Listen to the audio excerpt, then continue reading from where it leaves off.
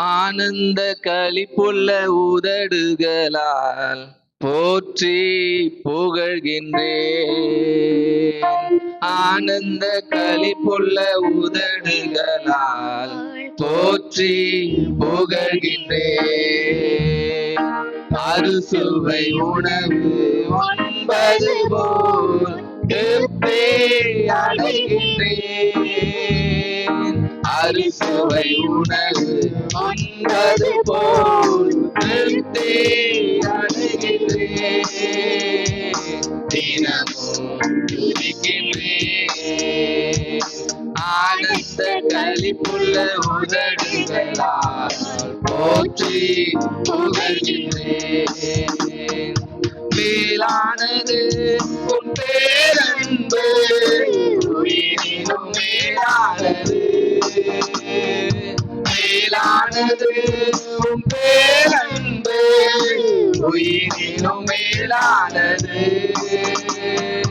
உதடுகள் துதிக்கட்டும், உயிருள்ள நாளெல்லாம்.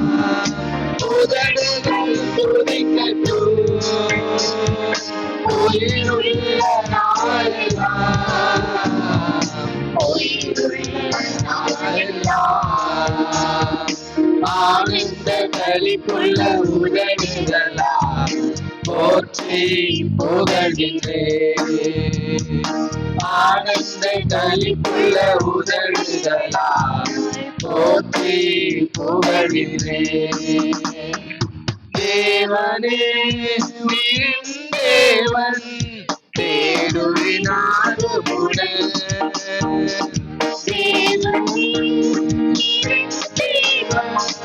தேடுவினாருமுடன் வலிமை வாழ்ந்துட்டேன். வல்லமை காண்கிறேன். வலிமை வாழ்ந்துட்டேன். வல்லமை காண்கிறேன். வல்லமை காண்கிறேன். ஆனந்த களிப்புள்ள உதடுகளால் போற்றி புகழ்கின்றேன். ஆனந்த களிப்புள்ள உதடுகளால் போற்றி புகழ்கின்றேன். நீதானே என் துணையானே, களி கூறுவேன். நீதானே என் துணையானே, களி கூறுவேன். உறுதியாய் பற்றிக் கொண்டேன், பலகரம் தாங்குதையா. உறுதியாய் பற்றிக் கொண்டேன், பலகரம் தாங்குதையா. பலகரம் தாங்குதையா. ஆனந்த களிப்புள்ள உதடுகளால் போற்றி புகழ்கிறேன். ஆனந்த களிப்புள்ள உதடுகளால் போற்றி புகழ்கிறேன். அரிசுவை உணவு உண்பது போல் திருப்தி அடைகிறேன். அரிசுவை உணவு உண்பது போல் திருப்தி அடைகிறேன். தினமும் துதிக்கிறேன். ஆனந்த களிப்புள்ள உதடுகளால் போற்றி புகழ்கிறேன். ஆனந்த களிப்புள்ள உதடுகளால் போற்றி புகழ்கிறேன். அல்லேலூயா, அல்லேலூயா, அல்லேலூயா, அல்லேலூயா, அல்லேலூயா. அடுத்த பாடலை கூட ஆண்டவர் படைத்த வெற்றியின் நாள் இது. இதிலே அகமகிழ்வோம், ஆக்களிப்போம், அல்லேலூயா பாடுவோம் என்று எல்லோரும் சேர்ந்து பாடுவோம். எல்லோரும் சத்தத்தை உயர்த்தியவர்களாக, கரங்களை தட்டியவர்களாக பாடலாம்.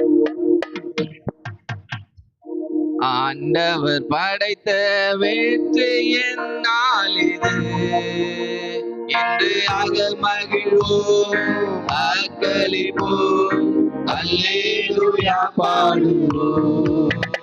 இன்றையாக மகிழ்வோம் ஆர்ப்பரிப்போம் அல்லேலூயா பாடுவோம் அல்லேலூயா தோல்வியில்லை அல்லேலூயா வெற்றியுண்டு அல்லேலூயா தோல்வியில்லை அல்லேலூயா வெற்றியுண்டு எனக்கு உதவிடும் எனது ஆண்டவர் என் பக்கம் இருக்கிறார் எனக்கு உதவிடும் எனது ஆண்டவர் என் பக்கம் இருக்கிறார் உலக மனிதர்கள் எனக்கு எதிராக என்ன செய்ய முடியும் உலக மனிதர்கள் எனக்கு எதிராக என்ன செய்ய முடியும் எல்லாரும் முடந்தார்களாய் எனக்கு பேச்சு பவனி செல்வேன் தோல்வி இல்லை எனக்கு பேச்சு பவனி செல்வோம் ஆண்டவர் படைத்த வெற்றி நாளில் இன்றையாக மகிழ்வோம் ஆர்ப்பரிப்போம் அல்லேலூயா பாடுவோம் இன்றையாக மகிழ்வோம் ஆர்ப்பரிப்போம் அல்லேலூயா பாடுவோம் எனது ஆற்றலும் எனது பாடலும் எனது மீட்புமானார் எனது ஆற்றலும் எனது பாடலும் எனது மீட்புமானார் நீதிமான்கள் சோழனுக்கு வெற்றி குரல் ஒழிக்கட்டும் நீதிமான்கள் சபைகளிலே வெற்றி குரல் ஒழிக்கட்டும் எல்லாரும் சேர்ந்து தோல்வி இல்லை எனக்கு வெற்றி பவனி செல்வேன் தோல்வி இல்லை நமக்கு வெற்றி பவனி செல்வோம் ஆண்டவர் படைத்த வெற்றி நாளில் இன்றையாக மகிழ்வோம் ஆர்ப்பரிப்போம் அல்லேலூயா பாடுவோம் இன்றையாக மகிழ்வோம் ஆர்ப்பரிப்போம் அல்லேலூயா பாடுவோம் கல்லப்பட்டகள் கட்டிட தாங்கியும் கோழைகளாயிற்று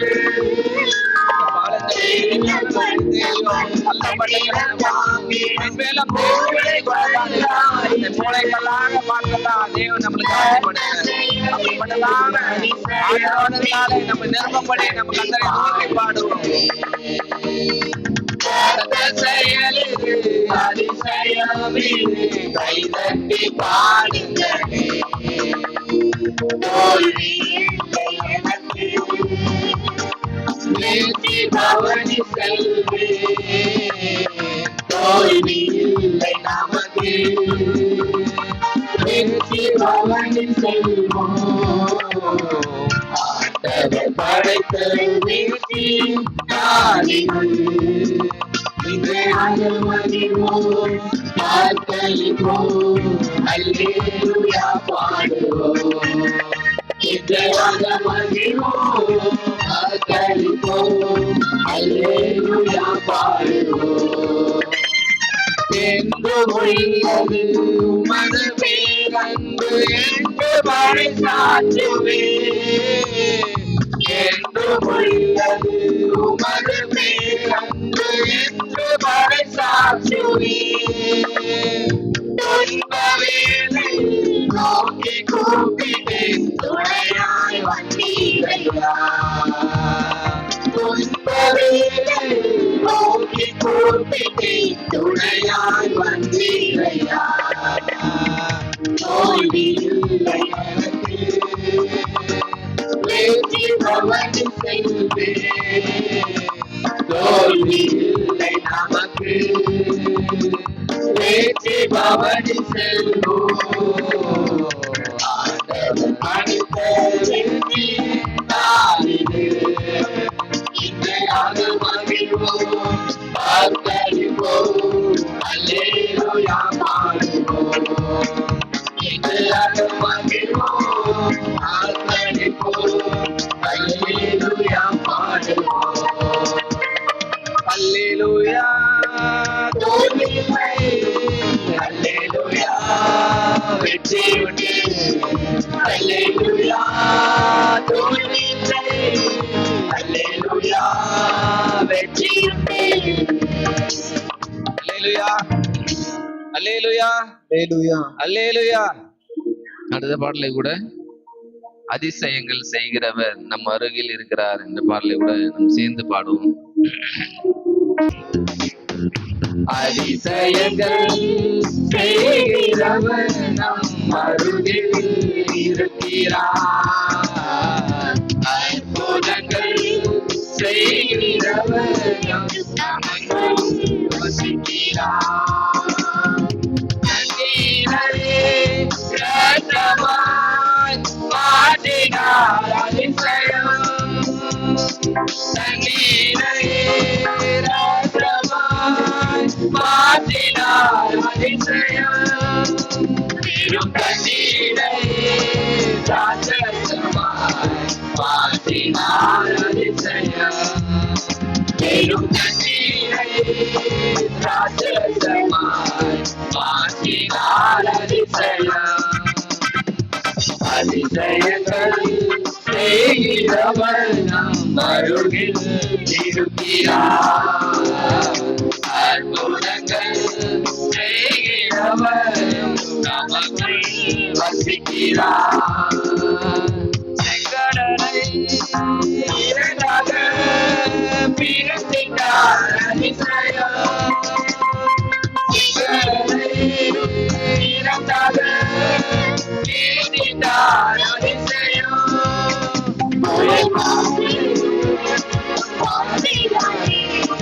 அகற்றினார் அதிசயம். புயல் காற்றையும் அகற்றினார் அதிசயம். அதிசயங்கள் செய்கிறவர் நம் அருகில் இருக்கிறார். அற்புதங்கள் செய்கிறவர் நமக்குள் வசிக்கிறார். சங்கத்தை பாடும்போது எல்லாரும் முழங்கால் படியெல்லாம் எல்லாரும் முழங்கால் படிக்கிறார். அதிசயம் உள்ளடக்கும் சீடனுக்கும் சுகம் தந்தார் அதிசயம். ஒரு சொல்லாலே மனிதரை எழுப்பினார் அதிசயம். ஒரு சொல்லாலே மனிதரை எழுப்பினார் அதிசயம். அதிசயங்கள் செய்கிறவர் நம் அருகில் இருக்கிறார். அற்புதங்கள் செய்கிறவர் நம் அருகில் வசிக்கிறார். ஆவியான என்னையும் உயர்த்தினார் அதிசயம். ஆவியான என்னையும் உயர்த்தினார் அதிசயம். எதையும் மீதும் நேசகரம் நீட்டினார் அதிசயம்.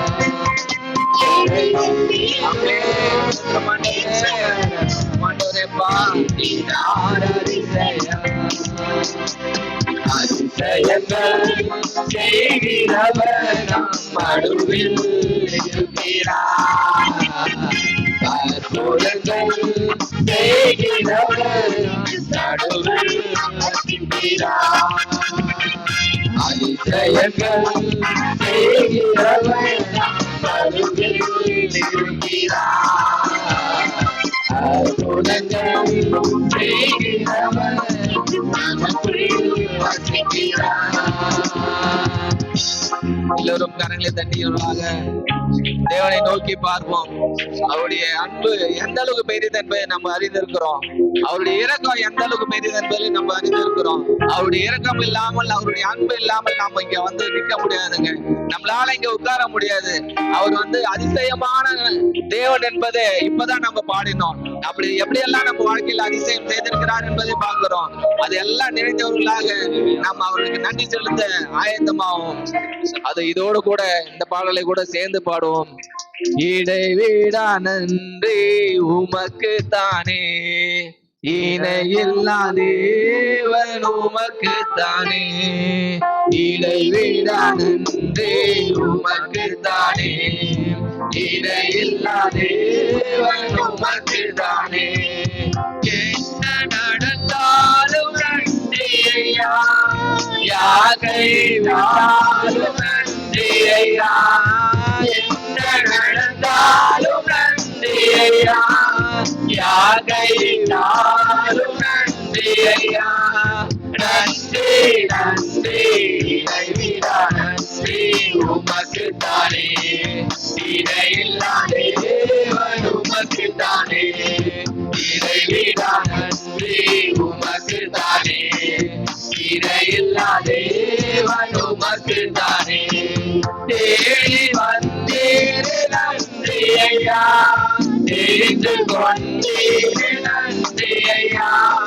தேடி வந்தீர் நன்றி ஐயா, தெரிந்து கொண்டீர் நன்றி ஐயா. நன்றி நன்றி இறைவிடா நன்றி உமக்கு தானே, இணையில்லா தேவன் உமக்கு தானே. இறைவிடா நன்றி உமக்கு தானே, இணையில்லா தேவன் உமக்கு தானே. நிம்மதி தந்தீர் நன்றி ஐயா, நிரந்தரமானீர் நமக்கு எப்பவே நிம்மதி தந்தீர். ஆராய்ந்து கொண்டுதான் பாடி போடும் நன்மையானதை செய்யா. நிரந்தரமான தேவனை நம்ம ஆராதிப்போம். அவருக்கு நன்றி பலனை செலுத்திக்கொண்டே இருப்போம். இணையில்லா தேவன் உமக்கு தானே, இணையில்லா நன்றி உமக்கு தானே. இணையில்லா தேவன் உமக்கு தானே. என்னை கண்ணீர் நன்றி ஐயா, கண்ணீர் உடைத்தீர் நன்றி ஐயா. என்னை கண்ணீர் நன்றி ஐயா, கண்ணீர் உடைத்தீர் நன்றி ஐயா. நன்றி நன்றி இறைவிடா நன்றி உமக்கு தானே, இணையில்லா தேவன் உமக்கு தானே. இறைவிடா நன்றி உமக்கு தானே, இணையில்லா தேவன் உமக்கு தானே.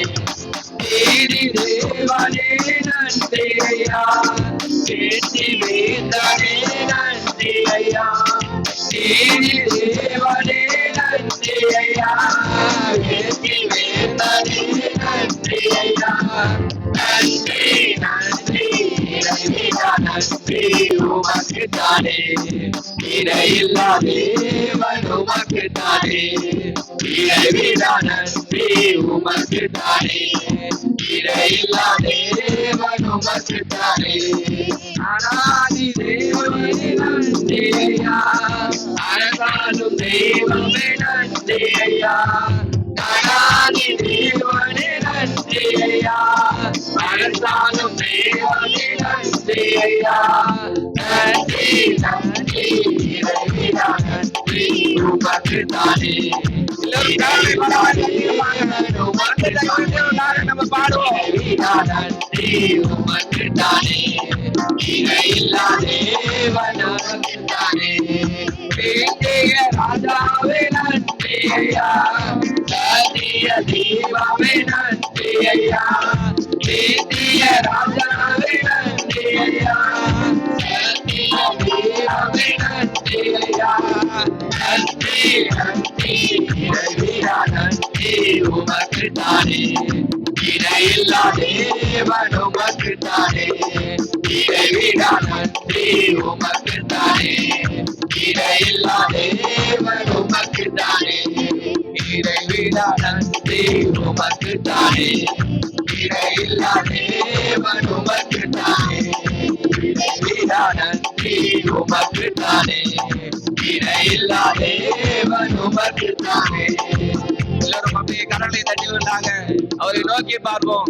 அவருடைய நாமத்தை நம்ம உயர்ந்த சத்தமாய் அவரை துதிப்போம், அவரை ஆராதித்துக் கொண்டு இருப்போம். அவருடைய நாமம் பலத்த துர்கம் என்பதை நம்ம அறிந்திருக்கிறது போல இந்த இடைவிடா நன்றி நம்ம எப்போதும் அவருக்கு செலுத்தி கொண்டு இருக்க வேண்டும். அப்படி இணையில்லா தேவன் நமக்கு உதவி செய்வார் என்பதுலதான் இந்த பாடலை கூட நம்ம பாடினோம். அப்படிப்பட்டதான நம்ம பாடலை பாடிக்கொண்டு இவ்வளவு அமைதியா இருந்தா அது உண்மையிலே நல்லா இருக்காதுங்க. தேவன் நம்ம இடத்துல வரணும், அவருடைய நாமத்தை உயர்த்தணும், அவருடைய நாமத்தை கீர்த்தனை பண்ணணும் அப்படின்றது மாத்திரம்தான் நம்மளுடைய எண்ணங்களிலும் நம்மளுடைய இயக்கங்களையும் நம்முடைய சபைகளிலும் இருக்கணும். அதை தவிர்த்து வேற எந்த எண்ணமும் நமக்குள்ளாக இருக்கக்கூடாது. அப்படி உணர்ந்தவர்களாக அவருடைய நாமத்தை உயர்த்தவர்களாக நம்மளுடைய சத்தத்தை உயர்த்தி நம்மளுடைய கரங்களை அதிகமாய் பலமாய் சத்தத்தோடு தட்டி அவரை ஆராதித்து கொண்டிருப்போம். எப்போதும் அவரை ஆராதித்துக் கொண்டிருக்கதான் அவரை நம்மளை தேர்ந்து கொண்டிருக்கிறார். அப்படிப்பட்டதான தேவனை நம்ம ஆராதிப்போம். ஏன்னா நமக்குள்ள இருக்கிறதான தேவன் எப்படிப்பட்டவர் என்பதை நம்மள அறிந்திருக்கிறோம். ஒவ்வொரு நாளும் எப்படியெல்லாம் நம்மளை வழிநடத்தி கொண்டு வருகிறாரு, எப்படியெல்லாம் நம்மளை துவைத்து கொண்டு இருக்கிறாரு, எப்படியெல்லாம் நம்மளை உயர்த்தி கொண்டு இருக்கிறார், நம்ம பார்த்து கொண்டுதான் இருக்கிறோம். அப்படிப்பட்டதான தேவனை நம்ம ஆராதிப்போம். ஒரு விஷயம் கூட சத்தமாய் கரங்களை தட்டி நம்மளுடைய குரலை அதிகமாய் உயர்த்தி, வெளியிடத்துல எல்லாம் எவ்வளவு குரலை சத்தமாய் உயர்த்தி பேசுறோம். ஆனா தேவனுடைய சபையில அவருடைய உயர்த்துவதற்கு மாத்திரம் நம்ம குரலை கம்மி பண்ணா அது கண்டிப்பா நல்லா இருக்காதுங்க. அவருடைய நாமத்தை நம்ம சத்தமா துதிக்கணும், அவரை சோத்தரிப்போம், அவருக்கு உண்டான மகிமை நம்ம கொடுப்போம். அந்த மகிமை கொடுக்கும் போது அது கண்டிப்பா நம்ம இடத்துல இப்போது கூட இறங்கி வருவார் என்பதுல எந்த விதமான சந்தேகமும் இல்லை. அப்படிப்பட்டதான இறங்கி வருகிறதான தேவனை நம்ம அதிகமாய் சத்தத்துடனே கூட ஆராதிப்போம். நமக்குள்ளாக இருக்கிற தேவன் எப்படிப்பட்டவர் என்பதை நம்ம இப்போது பாடலா கூட நம்ம பாட போகிறோம். உனக்குள்ளே இருக்கின்ற உன்னேசு என்றும் பெரியவர் என்பதை நம்ம பாடலா பாட போகிறோம். ஏன்னா நமக்குள்ளதான இருக்கிற தேவன் உண்மையிலே பெரியவர் தான். இந்த உலகத்தை காட்டிலும் பெரியவர் அவரு, நம்மை காட்டிலும் பெரியவர் அவரு, நம்முடைய சகோதரனை காட்டிலும் பெரியவர் அவரு, நம்முடைய அப்பாவை காட்டிலும் பெரியதவரு. அந்த பெரியவரை நம்ம எப்படி எல்லாம் வரவேற்கணும், நமக்குள்ள இருக்குதான அந்த பெரியவரை, அந்த ஆத்மாவை, அந்த பெரிய தேவனை நம்ம எப்படி எல்லாம் நம்ம ஆராதிக்க போகிறோம் என்பதுதான் இந்த நேரத்துல நமக்கு கொடுக்கப்பட்டதுதான ஒரு டாஸ்கா இருக்குது. அந்த டாஸ்கை நம்ம கண்டிப்பா நிறைவேற்றுவோம். உனக்குள்ளே இருக்கின்ற உன்னேசு என்றும் பெரியவரே, உனக்குள்ளே இருக்கின்ற உன்னேசு என்றும் பெரியவரே, நீ அறியாததும் உனக்கு எட்டாததுமான பெரிய காரியத்தை செய்திடுவார். நீ அறியாததும் உனக்கு எட்டாததுமான பெரிய காரியத்தை செய்திடுவார். உனக்குள்ளே இருக்கின்ற உன்னேசு என்றும் பெரியவரே, உனக்குள்ளே இருக்கின்ற உன்னேசு என்றும் பெரியவரே, நம்பிக்கையெல்லாம் நிலையானதோ, விசுவாசம் ஒன்றே குறைவானதோ, நம்பிக்கையெல்லாம் நிலையானதோ, விசுவாசம் ஒன்றே குறைவானதோ, உனக்குள் இருக்கின்றான் அதிசயம் செய்வார் கலங்காதே, அவர் அதிசயம் செய்வார் கலங்காதே.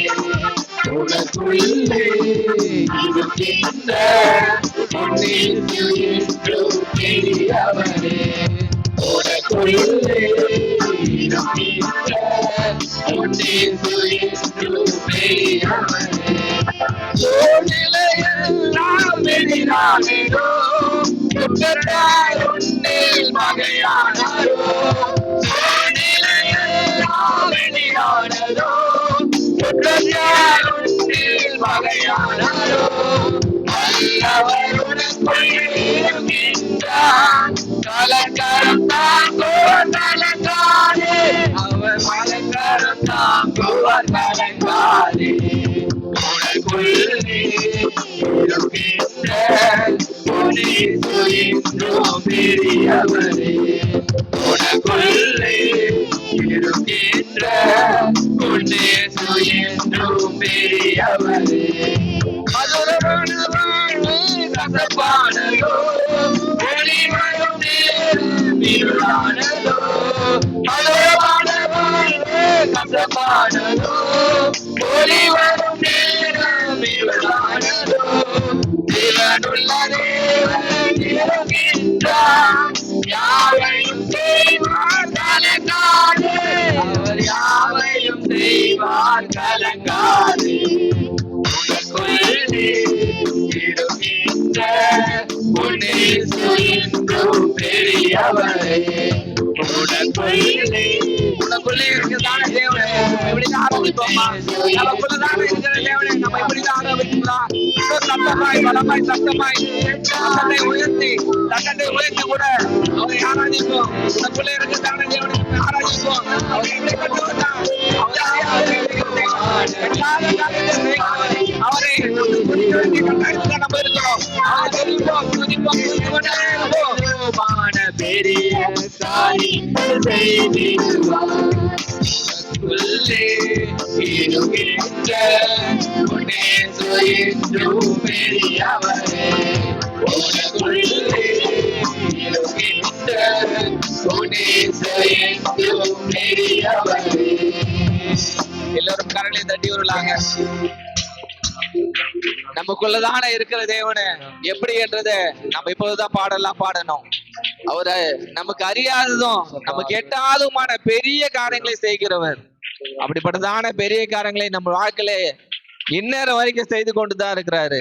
அப்படி செய்து கொண்டிருக்கிறதான தேவனுக்கு இவ்வளவுதான் நம்ம சத்தத்தை உயர்த்தி நன்றி பலியில செலுத்துவோமா? அவ்வளவுதானா? நம்மளுடைய பலன் அவ்வளவுதானா? நம்மளுடைய சத்தம் அவ்வளவுதானா? நம்மளுடைய கரங்கள் தட்டுடைய சத்தம் இவ்வளவுதானா அப்படின்னு சொல்லிட்டு பார்க்க போனா நம்மளுடைய அப்போ நமக்கு அதிசயமே செய்யல, நான் அறியாததும் எனக்கு எட்டாததுமான பெரிய காரியங்களே செய்யலன்னு சொல்றீங்களா? அப்படியெல்லாம் இல்லைங்க. கண்டிப்பா அவர் அதிசயமான காரியத்தை தான் செய்கிறாரு. நமக்கு அறியாதத அவர் எட்ட வைக்கிறாரு. அவர் பெரியவர் என்பதை நமக்குள்ளாக அவரு அனுதினமும் உறுதிப்படுத்திக் கொண்டுதான் இருக்கிறாரு. அப்படி உறுதிப்படுத்திக் கொண்டிருக்கிறதான தேவனுக்கு ஒரு விஷயம் கூட கரங்களை பலமாய் தட்டி சத்தத்தை உயர்த்தி சோதரிப்போமா? அப்பா எங்களிடத்துல வாங்கப்பா, எங்களுடைய சபையில வாங்கப்பா, எங்களுக்குள்ளாக ஒவ்வொருத்தருக்குள்ளாக சிறு குழந்தை முதல் கொண்டு பெரியவர் வரைக்கும் தானே ஒவ்வொருத்தரும் எங்களை பலப்படுத்த வாங்கப்பான்னு சொல்லிட்டு கூப்பிடுங்க. அப்படி கூப்பிடும் போது கண்டிப்பா நம்ம மத்தியிலே வருவார். அவர் ஆவியாய் அசைவாடுவார் என்பதுல எந்த விதமான சந்தேகமும் இல்லைங்க. ஒரு விஷயம் கூட இன்னும் சத்தமாய் கூட இன்னும் சத்தமாய் கரங்களை தட்டி இசப்பா உமக்கு நன்றி நன்றி நன்றி நன்றி நன்றி ஆண்டவரே. அவருடைய முகத்தை கூட நம்ம பார்த்தவர்களாக ஒரு விஷயம் கூட அவரை ஆராதிப்போம். எல்லோரும் எழுந்தவர்களாக அவருடைய முகம் எந்த அளவுக்கு அழகு என்பதை நம்ம கண்ணை திறந்து பார்த்தா கண்டிப்பா அவர் தென்பட மாட்டாருங்க. கண்களை மூடி அந்த பரலோக ராஜ்யத்தை நம்ம நினைத்தவர்களாக நம்ம அவர் முகத்தை பார்க்கும்போது அவ்வளவு அழகா இருக்குங்க. அப்போதான் நம்மளுடைய வாழ்க்கையும் எந்த அளவுக்கு அவர் அழகுபடுத்தி கொண்டிருக்கிறார் என்பதை நம்மளால கண்டிப்பா உணர முடியும். அப்படிப்பட்டதான அழகுள்ள தேவனை நம்ம ஒரு விஷயம் கூட கண்களை மூடியவர்களாக யாருமே பக்கத்துல பார்க்காதீங்க, கண்ணுகளை திறக்காதீங்க. கண்ணுகளை திறக்காம இருக்கும்போது தான் அவருடைய முகம் உங்களுக்கு தெரியும். இல்ல நான் கண்களை திறந்தே அவரை பார்க்கறேன்னு சொல்லிட்டா நீங்க பாருங்க, ஆனா அவர் கண்டிப்பா தென்பட மாட்டாரு. ஏன்னா அவர் உள்ளத்தை பார்க்கிறதான தேவன், அவர் இருதயத்தை பார்க்கிறதான தேவன். அந்த இருதயத்தை பார்க்கிறதான தேவனை நம் கண்களை மூடி ஆராதிப்போம், அவருடைய நாமத்தை உயர்த்துவோம், அவருடைய முகத்தை பார்ப்போம்.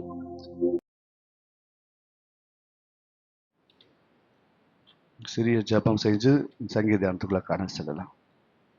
வானத்துக்கும் பூமிக்கும் ஆண்டவரே, சர்வ சிருஷ்டிப்புக்கும் காரணரே, இந்த நல்ல நாளிலே அப்பா நீர் கொடுத்த எங்கள் திருச்சபையாரோடு திருச்சபை குடும்பத்தோடு சங்கீத பாடத்தை தியானிக்க நீர் பாராட்டின கிருபைக்காக ஸ்தோத்திரம்.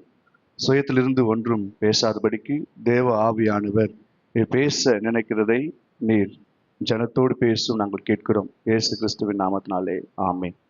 அல்லேலூயா, அல்லேலூயா, அல்லேலூயா. கர்த்தர் நல்லவர், அவர் கிருபை என்றும் உள்ளது.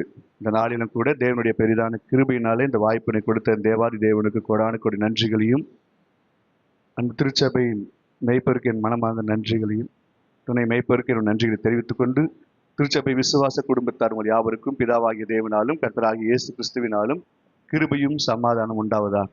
ஆண்டவரும் உலக ரட்சகருமாக இயேசு கிறிஸ்துவின் நாமத்தினாலே யாவருக்கு வாழ்த்துல தெரிவித்துக் கொள்கிறேன். நாம் வாசித்த சங்கீத தியானம் 14ஆம் சங்கீதம் வசனம் 1ஆம் வசனத்தை யாராச்சும் ஒருத்தர் வாசிக்கலாம். தேவன் இல்லை என்று மதிக்கட்டவன் தன் இறுதியை சொல்லிக் கொள்கிறான். அவர்கள் தங்களை கெடுத்து அருவருப்பான கிரியைகளை செய்து வருகிறார்கள். நன்மை செய்கிறவன் ஒருவனும் இல்லை. இன்னைக்கு வேதத்தின்படி மதிக்கெட்டவன் யார் என்றால், தேவன் இல்லை என்று சொல்பவர்களே மதிக்கெட்டவர்கள் என்று வேதம் தெளிவா சொல்லுது. ஆனா அவர்களுக்கு இந்த சமுதாயம் கொடுக்கிற பட்டம் என்னன்னா நாத்திகர்கள் என்று சொல்லப்படுறாங்க. தேவன் இல்லை என்று யார் சொல்றாங்க? இந்த சமுதாயத்துல நாத்திகர் சொல்றாங்க. காரணம், அவங்களுக்கு என்ன இல்லைன்னா பயமே இல்லை, தேவ பயமே இல்லை. துணிகரமான காரியங்களை அவங்க செய்து வராங்க நாளுக்கு நாள். ஏன்னா அவங்க செய்யறதுதான் சரி என்று அவங்க என்ன பண்ணுவாங்க? நிரூபணம் பண்ணுவாங்க. அப்படிப்பட்ட மனுஷர்களை ஆண்டவர் சொல்றாரு மதிக்கெட்டவன் என்று. நீதிமொழிகள் 11ஆவது அதிகாரம் 12ஆவது வசனம் இப்படியா சொல்லுகிறது. அல்லேலூயா. யாரு மதிக்கெட்டவன் அப்படின்னா தேவ பயம் இல்லாதவன் மதிக்கெட்டவன் சொல்றாங்க. ஆனா அதே வேத புத்தகம் தான் நீதிமொழிகள் சொல்லுது, மதிக்கெட்டவன் பிறரை என்ன பண்றான்னா அவன் மதிக்கிறான் அப்படின்னு சொல்லப்படுது. இன்னைக்கு இந்த நல்ல காரியத்தை நீங்க கொஞ்சம் கவனமா கேளுங்க. தேவ பக்தி உள்ளவர்கள் என்ன செய்வார்கள் அப்படின்னா, தேவ பக்தி இல்லாத பிறரை அவமதிப்பார்களாம். பிறரை என்ன பண்ணுவாங்க? அவமதிப்பார்கள். சரி, இன்னைக்கு இந்த வேதம் சொல்ற சுபாவம் அவங்களுக்கு இதுதான். ஆனா ஆலயத்துக்கு வருகின்ற நாம் எந்த நம்பிக்கையில இன்னைக்கு ஆலயத்துக்கு வருகிறோம்? எல்லாரும் இந்த பரிசுத்த ஓய்வு நாள் ஆராதனைக்கு ஆலயத்துக்கு வரும். நம்மள எந்த ஒரு நம்பிக்கையில இந்த சபைக்கு வருகிறோம்? எல்லாரும் தேவன் ஒருவர் உண்டென்று விசுவாசித்து தான் நம்ம என்ன பண்றோம்? ஆலயத்துக்கு வருகிறோம். எத்தனை பேரு நாம் பிறரை மதிக்கின்றோம்? எல்லாமே நம்ம என்ன பண்றோம்? மற்றவங்களை மதிக்கிறோம். ஏன்னா நம்ம இருதயத்துல என்ன இருக்குற? தேவ பக்தி இருக்குது. மதிக்கெட்டவன் என்ன பண்ணுவான்னா பிறனை மதிக்க மாட்டான் அப்படின்னு சொல்லிட்டு வேதம் சொல்லுது. இன்னைக்கு எல்லாரும் மனசாட்சிக்கு விரோதம் இல்லாம நம்ம கொஞ்சம் யோசிச்சு பார்க்கணும். நம்ம எத்தனை பேர் மற்றவங்களை முழுமையா நம்ம மதிக்கிறோம்? சிலர் சக விசுவாசிகளை, நம்மை பெற்றெடுத்தவர்களை, நம் பெற்றெடுத்த பிள்ளைகளை, கூட பழகிற உறவுகள், நண்பர்கள்லாம் இருக்கிறாங்க. இதில் எல்லாரையுமே நான் மதிக்கிறேன், எந்த விதத்துல நான் என்ன பண்ண மாட்டேன், யாரையுமே அவமதிக்க மாட்டேன்னு சொல்ல முடியுமா? அப்படி இல்லை, என் இறுதிய உண்மையை தான் சொல்லணும் அப்படின்னா நாம நினைச்சணும் நம்ம தேவ பக்தி என்கிற வேஷத்தை தரித்து தேவ நாமத்தை தூஷிக்கிறவர்களாக காணப்படும். ஏன்னா மதிக்கெட்டவன் என்ன பண்ண மாட்டான்னா எல்லாரையும் அவமதிப்பாங்களாம். நான் கூட நிறைய நேரத்துல அந்த மதிக்கெட்டத்தனத்துல தான் இருந்தேன். இந்த பலிபீடத்துல இன்னும் மத்தியில சொல்றேன். ஏன்னா எனக்கு நியாயம்னு ஒரு விஷயம் தெரியும். எதிர்த்தரப்பினர், அது உறவுகளா இருக்கலாம், பழகிற நண்பர்களா இருக்கலாம், சக சமுதாயத்தில் வாழ்கிற மக்களா இருக்கலாம், எனக்கு நியாயம் படுறத அவங்க என்ன பண்ண மாட்டாங்கன்னா அதை ஏற்றுக்கொள்ள மாட்டாங்க. அது அவங்க தவறா தெரியும் பொழுது நான் என்ன பண்ணுவேன்? அதை சுட்டி காட்ட விரும்பு. அதை அவங்க ஏற்றுக்கொள்ளாத போது நிறைய நேரத்துல என்ன பண்றோம்? அவங்கள அலட்சியம் பண்ணிட்டு போறது. அப்ப பெருசா தெரியாது நம்மளுக்கு. ஆனா நாம அலட்சியம் பண்றது தப்புன்னு தெரிஞ்சு திரும்ப அவங்க கிட்ட பேசுறதுக்கு நம்ம முயற்சிக்கிறோம் பாருங்களேன். அப்ப அவங்க நம்மள இன்னும் அதிகமா அலட்சியப்படுத்துவாங்க. அப்ப இது என்ன சொல்றது? இதுல யார் மதிக்கட்டவங்க அப்படின்னா, முதல்ல அவமதிச்ச நான் தான் மதிக்கட்டேன். அல்லேலூயா. இந்த அனுபவம் எத்தனை பேருக்கு இருக்குது? நிறைய நேரத்துல அது நம்ம நண்பர்களா இருக்கலாம், உறவுகளா இருக்கலாம், நமக்கு சரின்னு பண்றது அவங்களுக்கு எதிர்மறையா தோணும். அன்னைக்கு நாம என்ன பண்ணிருப்போம்? சொல்லி பார்ப்போம், ஏற்றுக்கொள்ளணும், அவங்கள அவமதிச்சுட்டு போயிடுவோம். பிற்பாடு அதே பிரச்சனை அவங்க நமக்கு செய்யும் போது நமக்கு ரொம்ப வருத்தமா இருக்கும். ஆனா இந்த இடத்துல சொல்லப்பட்டிருக்குது, பிறரை அவமதிக்கிறவன். அவன் எந்த சூழ்நிலை சொல்லல. எப்பவுமே என்ன பண்ணக்கூடாதுன்னா நம்ம மற்றவங்களை அவமதிக்க கூடாது. வசனம் சொல்லுது அழகா, மத்தேயு சுவிசேஷத்துல சொல்லப்பட்டிருக்கு 15வது அதிகாரம் 8ஆம் வசனத்துல வாசிங்க. ஆ. ம்.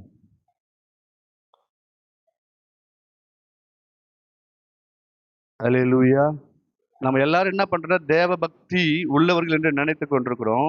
ஆண்டவரை நம்ம என்ன பண்றோம்னா துதிக்கிறோம், ஆராதிக்கிறோம், நல்ல உரத்த சத்தமா ஆர்ப்பரிக்கிறோம். ஆனா வசனம் சொல்லுது, இந்த ஜனங்கள் உதட்டினால என்ன கனம் பண்றாங்க, எங்க இருதயமோ எனக்கு தூரமா இருக்கு. சங்கீதம் அதே 14ஆம் சங்கீதம் வசனம் 2, 3 கூட இந்த வசனம் தான் சொல்லுது. வாசிங்க.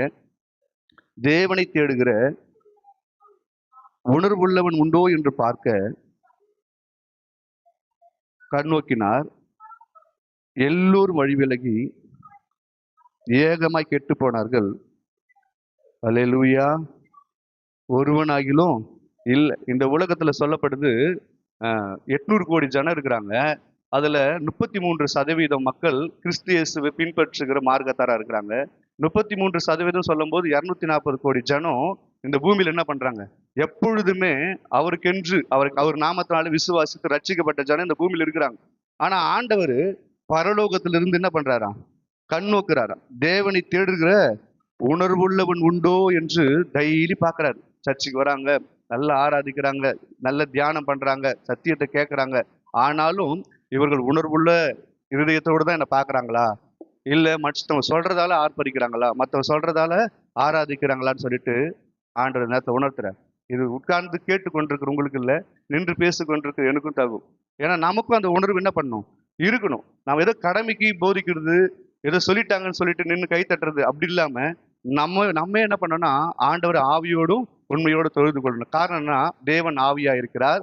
அவரை தொழுது கொள்ளுகிறவர்கள் ஆவியோடும் உண்மையோடு தொழுது கொள்ள வேண்டும் என்று வேதம் சொல்லுது. அப்ப அதுக்கு புறம்பா ஒரு மனுஷன் நிற்கிறான் அப்படின்னா அவன் என்னன்னா உணர்வு இல்லாதவர்களாக ஆண்டவரை தொழுது கொள்ளுகிறோம் என்று இந்த நேரத்துல ஆண்டவர் தெளிவா சொல்றார். அவங்க என்ன பண்றாங்கன்னா உதட்டினால என்ன பண்றாங்க? அல்லேலூயா, ஆமென், ஸ்தோத்திரம், பிரைஸ் தி லார்ட், இதெல்லாம் என்ன பண்றாங்க?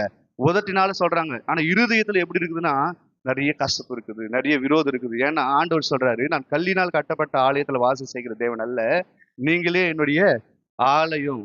அப்ப அவர் நமக்குள்ள வந்து வாசம் செய்யணும்னா என் ஆலயம் எப்படி இருக்குன்னா பரிசுத்தமா இருக்கணும். அப்ப நான் கசப்பு வெறுப்பு விரோதத்துல வச்சுட்டு பிரைஸ் லார்ட் பிரதர் ஹல்லேலூயா ஆமென்னு சொல்லிட்டு நான் ஆர்ப்பரிச்சுன்னா ஆண்டவர் என்ன பண்ண மாட்டாரு, அது திரும்பி கூட பார்க்க மாட்டார்.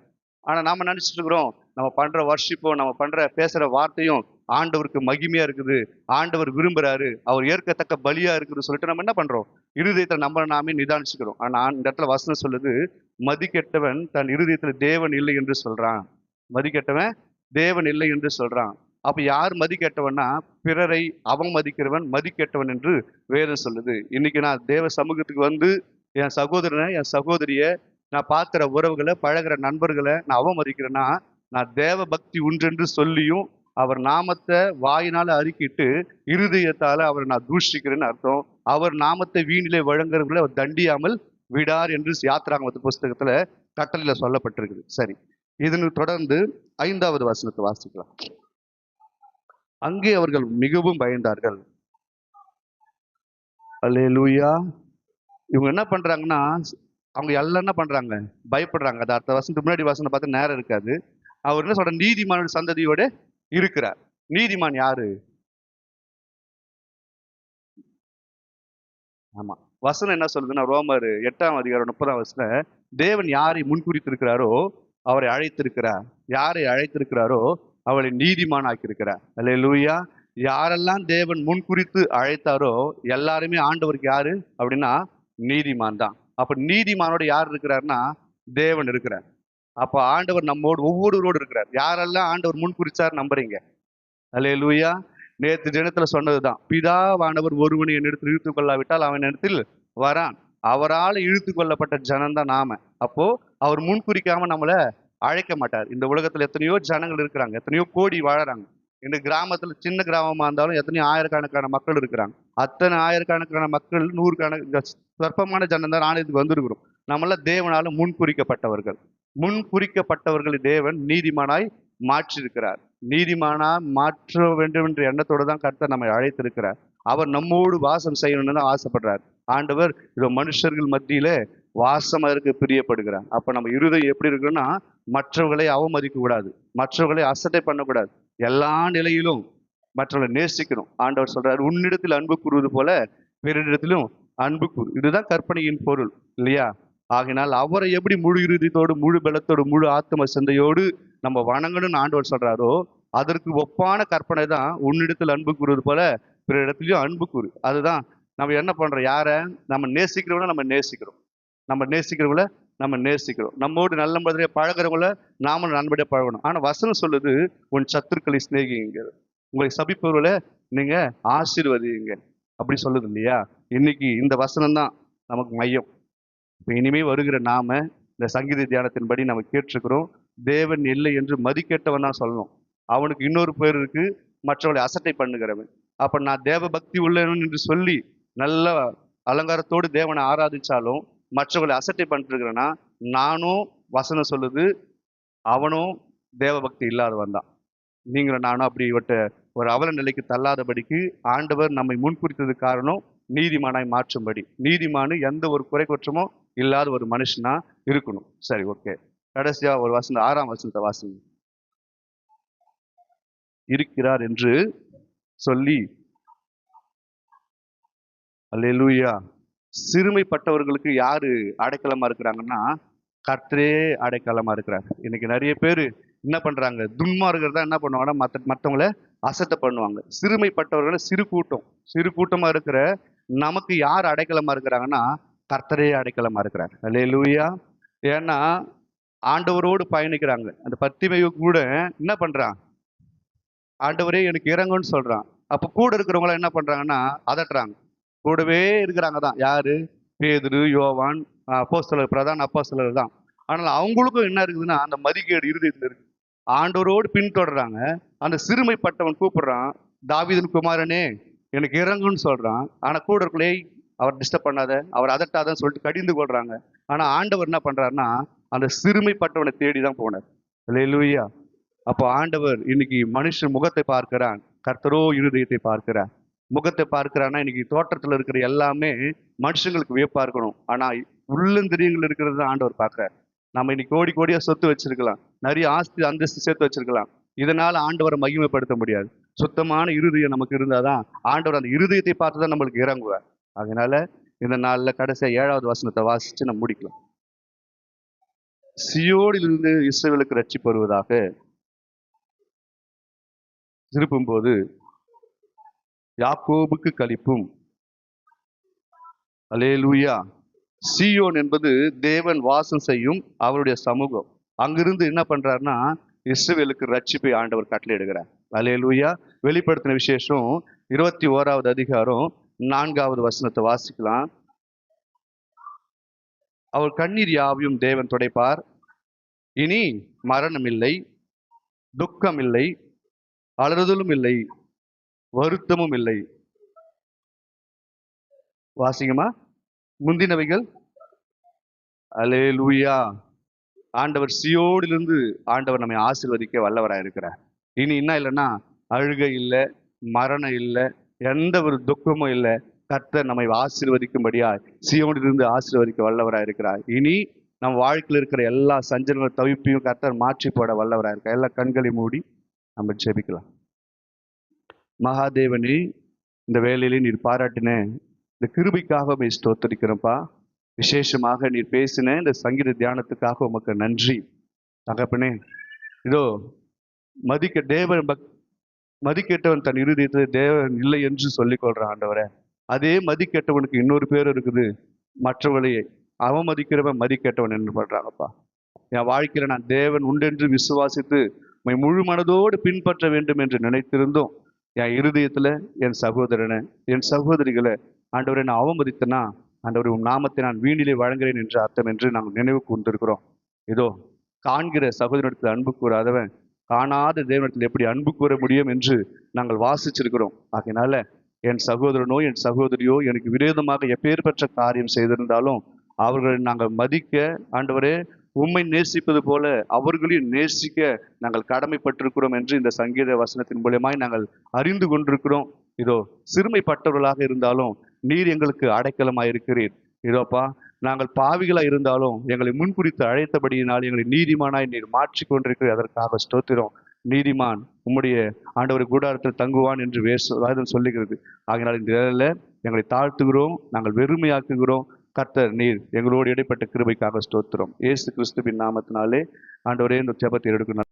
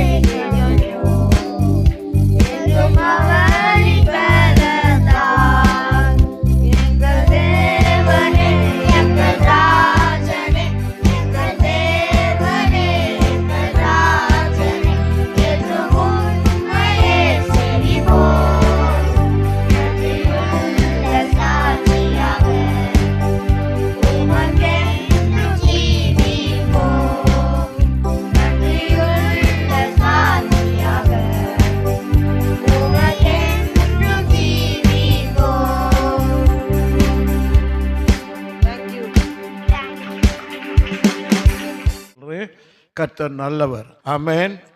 அல்லேலூயா. வேதத்தில் அநேக இடங்களிலே மறுபடியும் திரும்பவும் சொல்லி கர்த்தர் அவங்க மத்தியிலே மறுபடியும் திரும்ப உங்களுக்கு செய்தி கொடுக்க கர்த்தர் உதவி செய்ததுக்காக நான் அவருக்கு நன்றி சொல்கிறேன். கர்த்தர் நல்லவர். ஆமென், ஆமென், ஆமென். அல்லேலூயா. அல்லேலூயா அல்லேலூயா பாடியே ஆண்டவரை ஆராதிப்போம். அல்லேலூயா பாடியே நாம் ஆண்டவரை ஆராதிப்போம். தூயாதி தூயவர்க்கே நாம் துதிபலி செலுத்திடுவோம். ஏமேன் ஏமேன் ஏமேன். தூயாதி தூயவர்க்கே நாம் துதிபலி செலுத்திடுவோம். பொற்பாதம் பணிந்திடுவோம். நாம் நம்மையே அர்ப்பணிப்போம். பொற்பாதம் பணிந்திடுவோம். நாம் நம்மையே அர்ப்பணிப்போம். எல்லாரும் கை தட்டி அல்லேலூயா Glory. அல்லேலூயா Glory. அல்லேலூயா ஆராதிப்போம். ஓ ரப ரப ரப ரப ரப. ஆமென். அல்லேலூயா அல்லேலூயா ஆராதிப்போம். கேருபீன் சேராபீன்கள். போற்றிடும் தேவன் நீரே. ஆமென் ஆமென் ஆமென். கேருபீன் சேராபீன்கள். போற்றிடும் தேவன் நீரே. உம்மைகள் மூப்பர்களும் அங்கே தொழுவிடும் தேவன் நீரே. அம்மா தூதர்கள் மூப்பர்களும் எல்லாரும் கை தட்டி தொழுவிடும் தேவன் நீரே. அல்லேலூயா அல்லேலூயா அல்லேலூயா ஆராதிப்போம். அல்லேலூயா அல்லேலூயா அல்லேலூயா ஆராதிப்போம். அல்லேலூயா அல்லேலூயா அல்லேலூயா ஆராதிப்போம். அல்லேலூயா அல்லேலூயா அல்லேலூயா ஆராதிப்போம். அல்லேலூயா அல்லேலூயா அல்லேலூயா ஆராதிப்போம். அல்லேலூயா அல்லேலூயா அல்லேலூயா ஆராதிப்போம். அல்லேலூயா.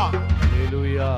இந்த அன்பின் நல்ல நாளிலே மறுபடியுமாய் தேவ கிருபையை கொண்டு, இரக்கத்தை கொண்டு, தேவ தயவை கொண்டு, சகாயத்தை கொண்டு, காரியத்தை கொண்டு கர்த்தர் கொடுத்த கிருபையுள்ள வாக்குத்தத்தங்களை உங்கள் முன்ன வைத்து நான் இந்த செய்தியை ஆரம்பிக்கிறேன். சகரியாவின் தீர்க்கதரிசன புஸ்தகம் 2ஆம் அதிகாரம் 4ஆம் வசனம் 5ஆம் வசனம். இவனை அவர் நோக்கி ஆ ஆ எருசலேம் தன் நடுவிலே கூடும் மனுஷரின் திரளினாலும் மறுபடியும் எருசலேம் தன் நடுவிலே கூட மனுஷரின் திரளினாலும் மிருக ஜீவன்களின் திரளினாலும் மிருக ஜீவன்களின் திரளினாலும் மதிலில்லாத பட்டணங்கள் போல் வாசஸ்தலமாகும். ஒரு அலிலியா சொல்லாமா? அந்த பட்டணத்துக்கு என்ன இல்லைங்களா? Very good very good. சொல்லுங்க. மதில் இல்லாத பட்டணங்கள் போல் ஆ, வாசஸ்தலமாகும். ஒரு அலிலியா சொல்லாமா? 5ஆம் வசனம் சொல்லப்படுகிறது. நான் அதற்கு சுற்றிலும் ஆ, அக்கினி மதிலா இருந்து இருந்து அதன் நடுவில் மகிமையா இருப்பேன் என்று ஆ, கர்த்தர் சொல்லுகிறார். அல்லேலூயா அல்லேலூயா. நான் அதன் நடுவில் அது சுற்றிலும் நான் அதற்கு சுற்றிலும் அக்கினி மதிலாயிருந்து. ஆமென். மதில் இருக்கிற பட்டணம் ஒன்று இருக்குது, மதில் இல்லாத பட்டணம் இருக்குது. அல்லேலூயா அல்லேலூயா. அதனாலே இந்த அன்பின் நல்ல வேளையிலே எசேக்கியேல்ல கூட 38ஆம் அதிகாரம் 20ஆம் வசனத்தில் ஒரு வசனம் கூட உங்களுக்கு ஞாபகப்படுத்துகிறேன். எசேக்கியேலின் தீர்க்கதரிசன புஸ்தகம் 38ஆம் அதிகாரம் 20ஆம் வசனம். என் பிரசனத்தினால் ஆ சமுத்திரத்து மச்சங்களும் படிமா. ஆகாயத்து பறவைகளும் ஆ வெளியின் மிருகங்களும் ஆ தரையில் ஊறுகிற சகல பிராணிகளும் ஆ தேசம் எங்குமுள்ள சகல நரஜீவன்களும் அதிரும். பர்வதங்கள் இடியும், ஆ செங்குத்தானவைகள் விழும், ஆ எல்லா மதில்களும் தரையிலே விழுந்து போம் என்று ஆ. என் எரிச்சலினாலும் என் சினத்தின் அக்னியினாலும் நிச்சயமாய் சொல்லுகிறேன். ஒரு அல்லேலூயா சொல்லலாமா? இங்க சொல்லப்பட்டிருக்குது என் பிரசன்னத்தினாலன்னு சொல்லப்பட்டிருக்குது. அல்லேலூயா. நான் மறுபடியும் சொல்றேன், தேவ பிரசன்னம் ஒரு விசேஷமான காரியம். இதற்கு முதல் காரியம் நான் உங்களுக்கு சொல்லிடுறேன். மதிலினாவ இந்த ஆலயத்தை ஜப வீட்டை சுற்றிலும் இருக்கிற சுவர் சொல்லுவோம், இல்லை ஒரு காம்பவுண்ட் சொல்லுவோம். விசேஷமாக அந்த நாட்களில் மதில்கள் உண்டாயிருந்தது. அல்லேலூயா.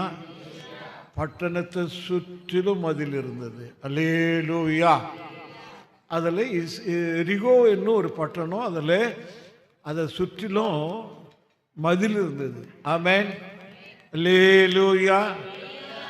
இஸ்ரவேலர் அதற்குள்ளே பிரவேசிக்க முடியாத சுற்றிலும் அவ்வளோ பெரிய மதில் இருந்தது. ஆமென். அல்லேலூயா.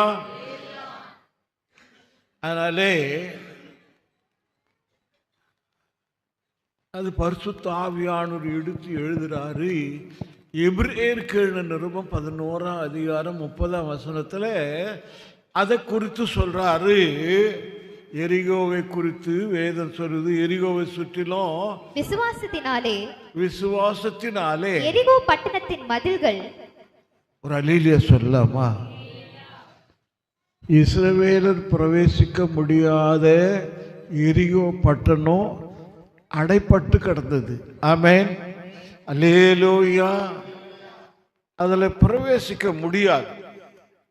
ஏன்னா இந்த வசனத்தின்படி எரிகோவை சுற்றிலும் ஒரு பெரிய மதில் இருந்தது. ஆமென். உள்ளே பிரவேசிக்க முடியாது. ஆமென். அல்லேலூயா. இதற்கு பிரவேசிக்க ஒரு காரியம் இருந்தது. அவங்க அந்த வசனம் சொல்லுது, விசுவாசத்தினாலே எரிகோ பட்டணத்தின் மதில்கள் 7 நாள் சுற்றி வரப்பட்டு விழுந்தது. அல்லேலூயா. இஸ்ரவேலர் ஏறி எரிகோவை பிடிச்சாங்க. ஆமென். அல்லேலூயா. அப்படி விசேஷமா மதில் இருக்கிற பட்டணம், மதில் இல்லாத பட்டணம். வேதம் முக்கியமா சொல்றேன், எனக்கு விசேஷமான ஒரு காரியம் நம்ம பார்க்குறோம். ஏசாயாவின் தீர்க்க தரிசன புஸ்தகம், ஒரு நிமிஷம் கூட, உன்னத பாட்டு 8ஆம் அதிகாரம் 9ஆம் 10ஆம் 2 வசனங்கள் நம்ம படிக்கலாம். நமக்கு ஒரு சிறிய சகோதரி உண்டு, அவளுக்கு ஸ்தனங்கள் இல்லை. நம்முடைய சகோதரியை கேட்கும் நாளில் அவளுக்காக நாம் என்ன செய்வோம்? படிமா. அவள் ஒரு மதிலானால், அந்த சகோதரி உன்னத பாட்டில் இருக்கிற சகோதரி,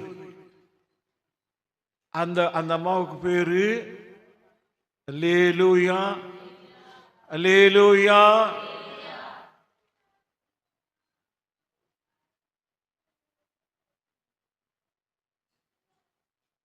ஒரு சபைக்கு கூட அந்த பேர் தான். வசனம் அந்த 9ஆம் வசனம் மறுபடியும் படிங்க. அவள் ஒரு மதிலானால்,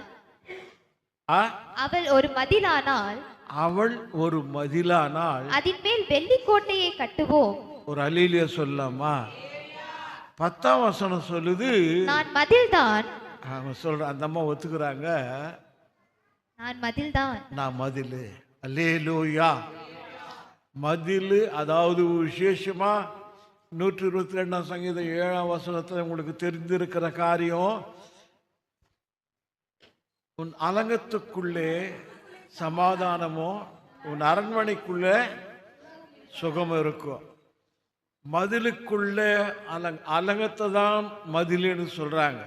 விசேஷமா நான் மறுபடியும் சொல்றேன், எஸ்ரா ராஜாவண்ட கேட்டு வந்து இஸ்ரவேல், அதாவது இஸ்ரவேல் தேசம் முழுவதும் மதிலை உண்டாக்கினார். அல்லேலூயா. அந்த இடிந்து போன மதில்களை எழுப்பி கட்டி அதுக்கு கதல்களும் ஜன்னல்களும் வைத்து அதை பூர்ணப்படுத்தி தேவ நாமத்தை மையப்படுத்தினார். அல்லேலூயா. அப்படி போல மதில் இல்லாத பட்டணம். ஆமென். அல்லேலூயா. இந்த உன்னத பாட்டில் சூளமத்தியாள், அந்த அம்மா பேரு சொல்லுங்க, சொல்லுங்க. அந்த அம்மாவுக்கு பேரு சூளமத்தியாள் சபை. ஆமென். அல்லேலூயா. அந்த அம்மாவுக்கு இப்போ 9ஆம் வசனம். அவள் ஒரு மதிலானால் அதின் மேல் வெள்ளி கோட்டையை கட்டுவோம். அவள் கதவானால் ஆ, கேதுரு பலகைகளை அதற்கு இணைப்போம். படிமா. நான் மதில்தான். 10ஆம் வசனம் சொல்லுது, நான் மதில்தான். அல்லேலூயா.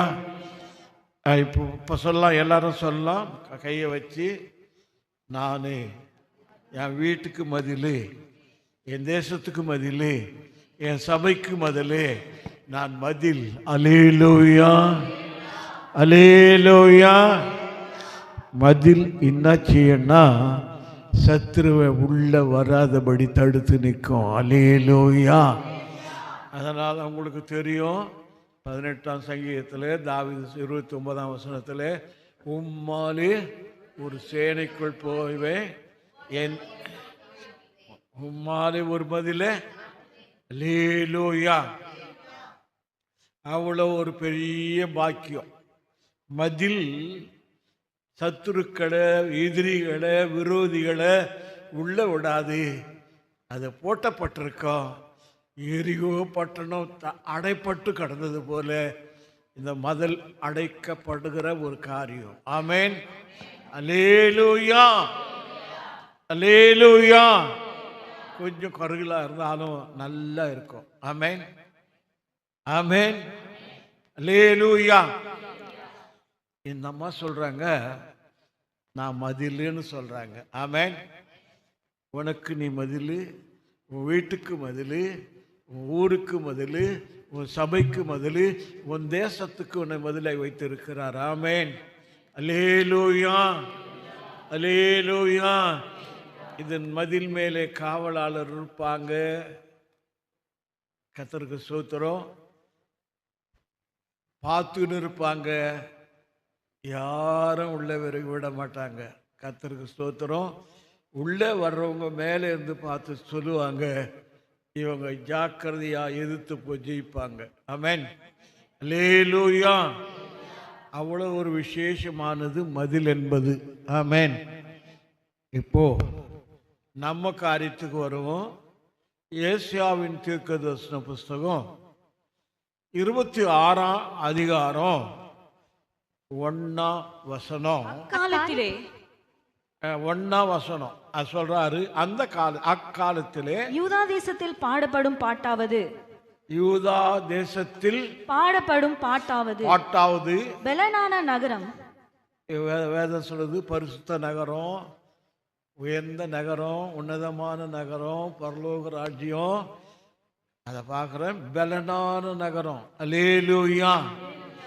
பரலோகத்தை குறித்து நமக்கு என்ன சொல்லுது? எனக்கு அந்த பரலோகம் என்னத்தை சொல்லுது?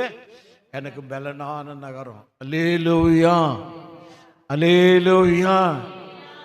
இது எல்லாம் பலவீனமான நகரம். நம்ம இருக்கிற நகரங்கள் எல்லாம் பலவீனமானது. நம்முடைய தேவன் நமக்கு உண்டாக்கி வைத்திருக்கிற நகரமோ பலனான நகரம். அல்லேலூயா. அதுதான் புதிய வானம், புதிய பூமி. கர்த்தருக்கு ஸ்தோத்திரம். அவர் சொல்றாரு 26ஆம் வசனத்தில், அதிகாரத்தில் 1ஆம் வசனத்தில், பலனான நகரம் நமக்கு உண்டு, ரட்சிப்பையே அதற்கு மதிலும். ஒரு அலிலே சொல்லாமா? அலிலே சொல்லாமா? அந்த பலனான நகரத்தை நோக்கி ஓடிக்கொண்டிருக்கிற உனக்கு ஒரு காரியம் இருக்குது. உனக்கு ஒரு மதில் இருக்குது. அந்த மதிலுக்கு பேரு ரட்சிப்பு. ஒரு அல்லேலூயா சொல்லலாம். அல்லேலூயா. அப்போஸ்தலர் 2:47 வேதம் சொல்லுது. அந்த 2:47 தேவனை துதித்து துதித்து ஜனங்கள் எல்லாரிடத்திலும் தயவு பெற்றிருந்தார்கள். தயவு பெற்றிருந்தார்கள். ரட்சிக்கப்படுகிறவர்களை கர்த்தர் அனுதினமும் சபையிலே சேர்த்து கொண்டு வந்தார். சத்தமா ஒரு அல்லேலூயா சொல்லிடலாம். அல்லேலூயா. ரட்சிக்கப்படுகிறவங்க தான் சபையிலே இருக்கணும். ஆமென். அல்லேலூயா. நீ முக்கியமாகவே மதிலானா நீ ரட்சிக்கப்பட்டிருப்ப. ஆமென். அதுதான் சொல்லுது, பலனான நகரம் நமக்குண்டு, ரட்சிப்பையே அதற்கு மதிலும். சத்தமா ஒரு அல்லேலூயா சொல்லலாமா? அல்லேலூயா, அல்லேலூயா. ரட்சிப்பை பெற்றாயா, மூழ்கி ஸ்தானம் எடுத்தாயா. ரட்சிப்பை பெற்றாயா, மூழ்கி ஸ்தானம் எடுத்தாயா. ஆவியின் அச்சாரத்தை அடையாளமாய் பெற்றாயா. ஆவியின் அச்சாரத்தை அடையாளமாய் பெற்றாயா. இரண்டாம் வருகையிலே கிறிஸ்தேசுவை சந்திப்பாயா. இரண்டாம் வருகையிலே கிறிஸ்தேசுவை சந்திப்பாயா. ரட்சிப்பை பெற்றாயா, மூழ்கி ஸ்தானம் எடுத்தாயா. ரட்சிப்பை பெற்றாயா, மூழ்கி ஸ்தானம் எடுத்தாயா. ஆவியின் அச்சாரத்தை அடையாளமாய் பெற்றாயா. ஆவியின் அச்சாரத்தை அடையாளமாய் பெற்றாயா. இரண்டாம் வருகையிலே கிறிஸ்தேசுவை சந்திப்பாயா. இரண்டாம் வருகையிலே கிறிஸ்தேசுவை சந்திப்பாயா. அல்லேலூயா சொல்லலாமா? லூயா. நான் மறுபடியும் சொல்றேன், பலனான நகரம். சொல்லுங்க, என்னோடு பேசுங்க, நீங்களும் பேசுங்களேன். பலனான நகரம் நமக்குண்டு, ரட்சிப்பையே அதற்கு மதிலும். ஒரு அல்லேலூயா சொல்லலாமா? ஏசாயா 60ஆம் அதிகாரம் 18ஆம் வசனம் கூட கொஞ்சம் படிக்கலாமா? இனி கொடுமை உன் தேசத்திலும் ஆ, அழிவும் நாசமும் உன் எல்லைகளிலும் கேட்கப்பட மாட்டாது. இனி கொடுமை உன் தேசத்திலும் கொடுமை தேசத்திலும் அழிவும் நாசமும் உன் எல்லைகளிலும் கேட்கப்பட மாட்டாது. உன் மதில்களை ரட்சிப்பென்றும். அல்லேலூயா சொல்லலாமா? மறுபடியும் சொல்றேன், இந்த மதில் ஒரு விசேஷமான காரியம், அது ரட்சிப்பு தான் சொல்ல வந்திருக்கிறேன். ஆமென். அல்லேலூயா. ரட்சிக்கப்படுகிற தேவன் அனுதின சபையில. ஆமென். நம்ம எல்லாரும் தேவனுடைய கிருபையினாலே ரட்சிக்கப்பட்டிருக்கிறோம். நாம ஒரு மதிலா இருக்கிறோம். ஆமென். அந்த அம்மா சொன்னது போல நான் என்னதான்? மதில் தான். ஆமென்.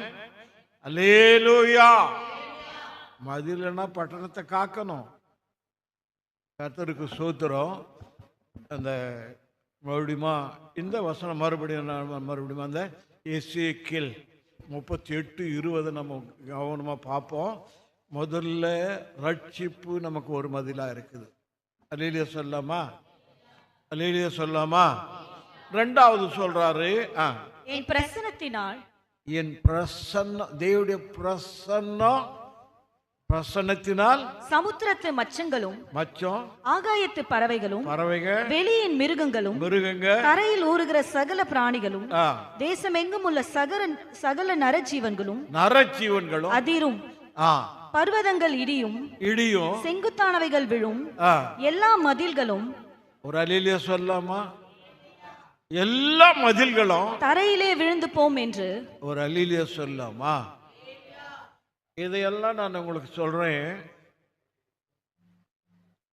எல்லா மதில்களும் சத்ருவின் மதில்கள். அல்லேலூயா. விரோதிங்க வந்து மதிலுக்கு மேல மதில் போட்டு அந்த பட்டணத்தை பிடிப்பாங்க. அல்லேலூயா, அல்லேலூயா. அப்போ இந்த அன்பின் நல்ல வேளையில தேவ பிரசன்னம் ஒரு மதில்னு சொல்ல வந்திருக்கிறேன். ஆமென். முதல்ல சொல்ற ரட்சிப்பு நமக்கு பெரிய மதிலா இருக்குது. அது யாராகிலும் மறுபடியும் சொல்றேன், அதாவது மத்தேயு 4:17 படி அது முதல் இயேசு மனம் திரும்புங்க, பரலோக ராஜ்யம் சமீபித்திருக்குது என்று பிரசங்கிக்க தொடங்கினார். ஆமென். மனம் திரும்பி இயேசுவை ஏற்றுக்கொண்டு ரட்சிப்பு பெற்றவங்களை தான் கர்த்தர் சொல்றாரு, ரட்சிப்பு உனக்கு பதிலா இருக்கும். ஆமென். அல்லேலூயா, அல்லேலூயா. மறுபடியும் மறுபடியும் இன்னும் மனம் திரும்பாம ஞானஸ்தானம் எடுக்காம அபிஷேகம் பெறாம இருக்கிற தேவ ஜனங்களுக்கு கை கூப்பி கேட்கிறேன், சீக்கிரமா மனம் திரும்புங்க. ஆமென். அல்லேலூயா, அல்லேலூயா. அவங்களுக்கு தான் சொல்றாரு சகரியா 2:5, நான் அது சுற்றிலும் அக்கினி மதிலா இருப்பேன். ஆமென். அல்லேலூயா. அவர் ஒரு அந்த உன்னத பாட்டுல 8ஆம் அதிகாரம் 9ஆம் வசனம் சொல்லாரு. அந்த என்ன வசனம் சொல்லுது? நமக்கு ஒரு சிறிய சகோதரி உண்டு, அவளுக்கு ஸ்தானங்கள் இல்லை. நம்முடைய சகோதரியை கேட்கும் நாளில் அவளுக்காக நாம் என்ன செய்வோம்? படிமா. அவள் ஒரு மதிலானாள், அவள் ஒரு மதிலானாள், அதில் மேல் வெள்ளிக்கோட்டையை கட்டுவோம். ஒரு அல்லேலூயா சொல்லாமா? அல்லேலூயா. நான் மறுபடியும் சொல்றேன், 10ஆம் வசனம் சொல்லுது, நான் மதில்தான். ஆமென். அல்லேலூயா. என்ன நான் மறுபடியும் கேட்டுக்கிறேன், நீ உன்னை காக்கிற மதில், உன் குடும்பத்தை காக்கிற மதில், உன் ஊரை காக்கிற மதில், உன் சபையை காக்கிற மதில், தேசத்தை காக்கிற மதில். ஆமென். அல்லேலூயா, அல்லேலூயா. நான் இது சொல்லுவேன், ஒரு விசேஷமான ஒரு காரியம். யாத்திரையாகமம் 14ஆம் அதிகாரம் 22ஆம் வசனத்துல ஒரு சம்பவம் இருக்குது. யாத்திரையாகமம் 14ஆம் அதிகாரம் 22ஆம் வசனத்துல இஸ்ரவேல் புத்திரர் சமுத்திரத்தின் நடுவாக வெட்டாந்தரையிலே நடந்து போனார்கள். ஒரு அல்லேலூயா சொல்லாமா? கால் நனையாம நடந்தாங்களாம், வெட்டாந்தரையிலே நடந்தாங்களாம், ஈரம் படாம நடந்தாங்களாம். அல்லேலூயா, அல்லேலூயா. உன் தேவன் அப்படிப்பட்டவர்னு சொல்ல வந்திருக்கிறேன். அப்படி கர்த்தர் காப்பாரு. படிங்க. அவர்கள் வலது புறத்திலும் அவர்கள் இடது புறத்திலும் ஜலம் அவர்களுக்கு மதிலாக நின்றது. ஜனங்க இல்ல, ஜலம், தண்ணி. அல்லேலூயா. முடியுமா? தேவனால முடியும். ஆமென். மனுஷனாலே கூடாதது தேவனாலே எல்லாம் கூடும். ஆமென். அல்லேலூயா. தண்ணீரை மதிலாக்கி உன்னை நடக்க வைக்க தேவனால முடியும். ஆமென். நான் மறுபடியும் சொல்றேன், 2 தீமோத்தேயு 1ஆம் அதிகாரம் 12ஆம் வசனத்துல பவுல் சொல்றாரு, கர்த்தருக்கு ஸ்தோத்திரம். படிங்க. 2 தீமோத்தேயு 1ஆம் அதிகாரம் 12ஆம் வசனம். அதி நிமித்தம் நான் இந்த பாடுகளையும் அனுபவிக்கிறேன், ஆயினும் நான் வெட்கப்படுகிறதில்லை. சொல்லுங்க, எல்லாரும் சொல்லுங்க. ஆயினும் வெட்கப்படுவதில்லை. ஏனென்றால், ஏன் வெட்கப்படாத இருக்கிற? நான் விசுவாசித்திருப்பவர் இன்னார் என்று அறிவேன். ஒரு அல்லேலூயா சொல்லலாமா? ஐயா, அம்மா, சிவந்த சமுத்திரம் ஆழம் கண்டுபிடிக்க முடியாத ஆழமா இருந்தாலும் அதை வழியாக்கி அதன் தண்ணீரையே 2 பக்கமா மதிலாக்கி இஸ்ரவேல் ஜனங்களை நடத்தி சென்ற தேவன் உன்னுடைய தேவன். அல்லேலூயா.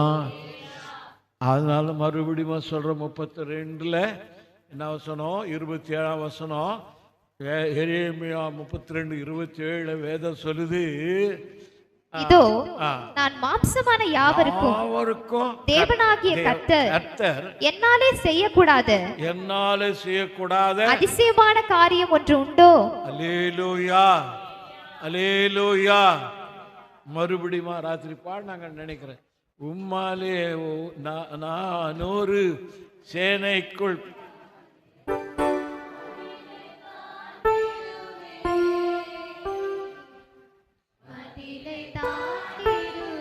பாடலாம்.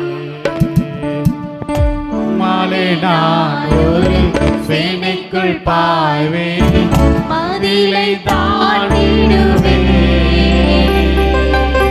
மதிலை தாண்டிடுவேன்.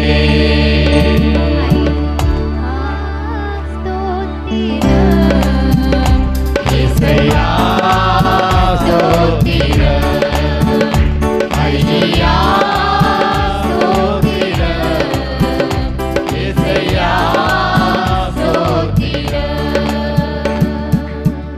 அல்லேலூயா சொல்லாமா?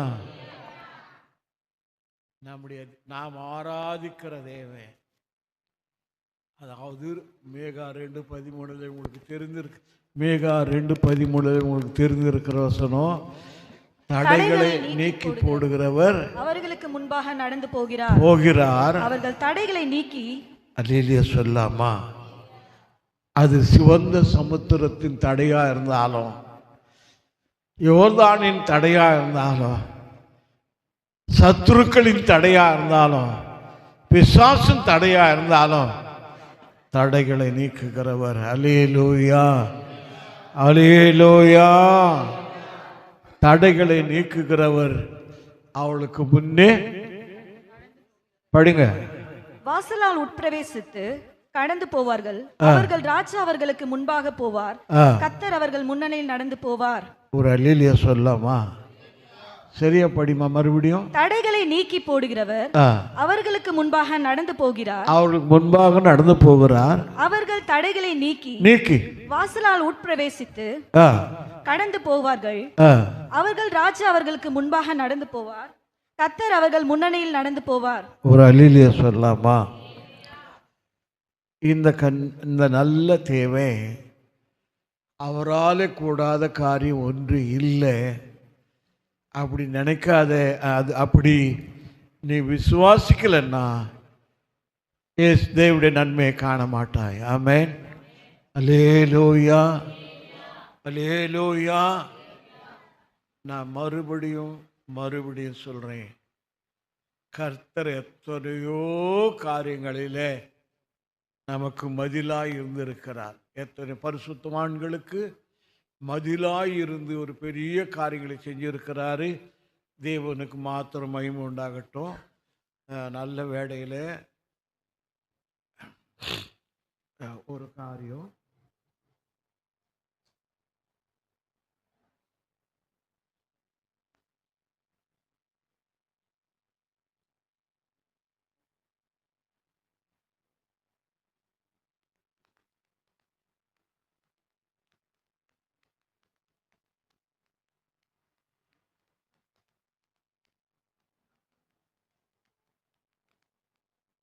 இஸ்ரவேல் ஜனங்க எரிகோவுக்குள்ள பிரவேசிக்க முடியாத ஒரு பெரிய தடை இருந்தது. அதுதான் வேதம் சொல்லுது. 11ஆம் அதிகாரம் அந்த 30ஆம் வசனத்தின்படி எபிரேயர், விசுவாசத்தினாலே எரிகோ பட்டணத்தின் மதில்கள் 7 நாள் சுற்றி வரப்பட்டு விழுந்தது. விசுவாசத்தினாலே ராகாப் என்னும் வேசி. போதும். மறுபடியும் சொல்றேன், விசுவாசம். நான் மறுபடியும் சொல்றேன், ஆர்ப்பரிப்பு. இப்பொழுது 7 நாளும் மௌனமா சுத்தி வந்தாங்க. 7ஆவது நாள் 7 முறை சுத்தி வந்து ஆர்ப்பரியுங்கள் அப்படின்னு சொன்னாரு. யோசுவா சொன்னாரு, ஜனங்க மகா சத்தமாய் ஆர்ப்பரித்தாங்க. அல்லேலூயா, அல்லேலூயா. அதனுடைய நன்மை என்னன்னா, அந்த மதிலெல்லாம் இடிந்து விழுந்தது. அல்லேலூயா.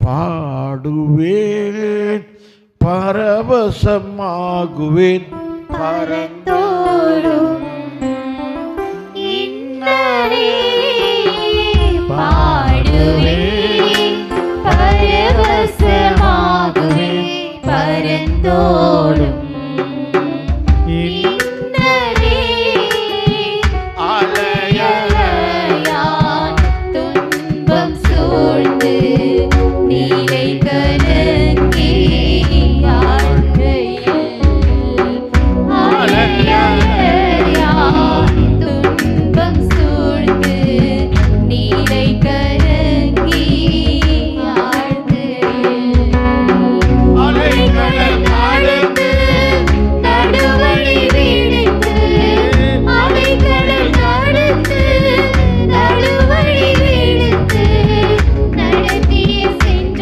கர்த்தனை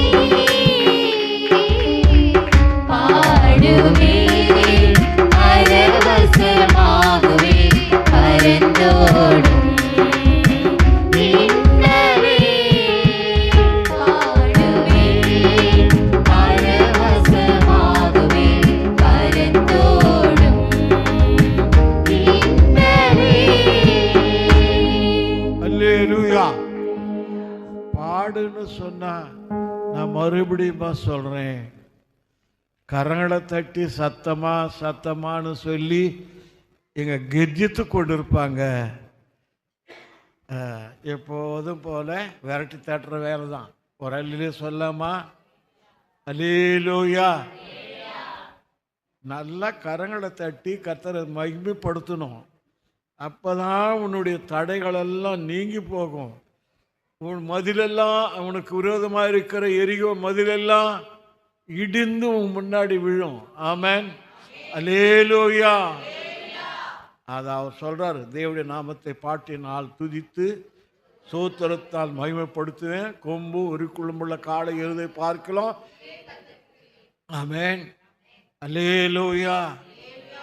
நல்லா பாடுங்க, நல்லா கை தட்டுங்க, நல்ல கர்த்தரை சோத்துறீங்க. ஆமென், அல்லேலூயா, அல்லேலூயா. எதிரிங்க சிதறி ஓடுவாங்கன்னு சொல்ல வந்திருக்கிறேன். உனக்கு இருக்கிற தடைகள் இடிந்து உன் முன்னால விழும். நீ அதன் மேலே மிதிச்சு, அதாவது கர்த்தர் சொல்றாரு, சர்ப்பங்களையும் தேள்களை மிதிக்கவும் சத்துடைய சகல வல்லமை மேற்கொள்ளும்படி அதிகாரத்தை உங்களுக்கு கொடுத்தேன், ஒன்று உங்களை மடுத்தாது. அல்லேலூயா, அல்லேலூயா. கை தட்டி நல்லா பாடணும். ஆமென். ராத்திரி சொன்னாரு, என்ன சொன்னாரு? கை தட்டுறதுனால நமக்கே பிரயோஜனம். நல்லா கை தட்டணும். எல்லா கை தட்டல காட்டிலும் நாம் ஒவ்வொருத்தருடைய கை தட்டல் வித்தியாசமாக இருக்கணும். ஆமென், அல்லேலூயா. எல்லா சத்தங்களை பார்க்கலாம் நம்முடைய சத்தம் வித்தியாசமாக கேட்கப்படணும். அதாவது 1 நாளாகமோ நினைக்கிறேன்,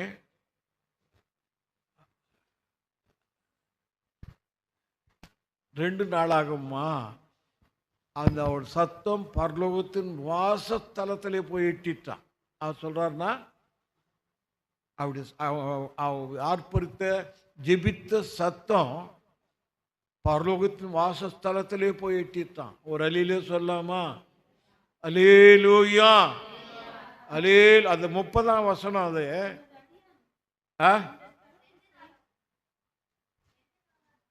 2 நாளாகுமோ, உமது அடியானும் இந்த ஸ்தலத்திலே விண்ணப்பம் செய்ய போகிற உமது ஜனமாகிய இஸ்ரவேலு பண்ணும் ஜபங்களை கேட்டருளும்.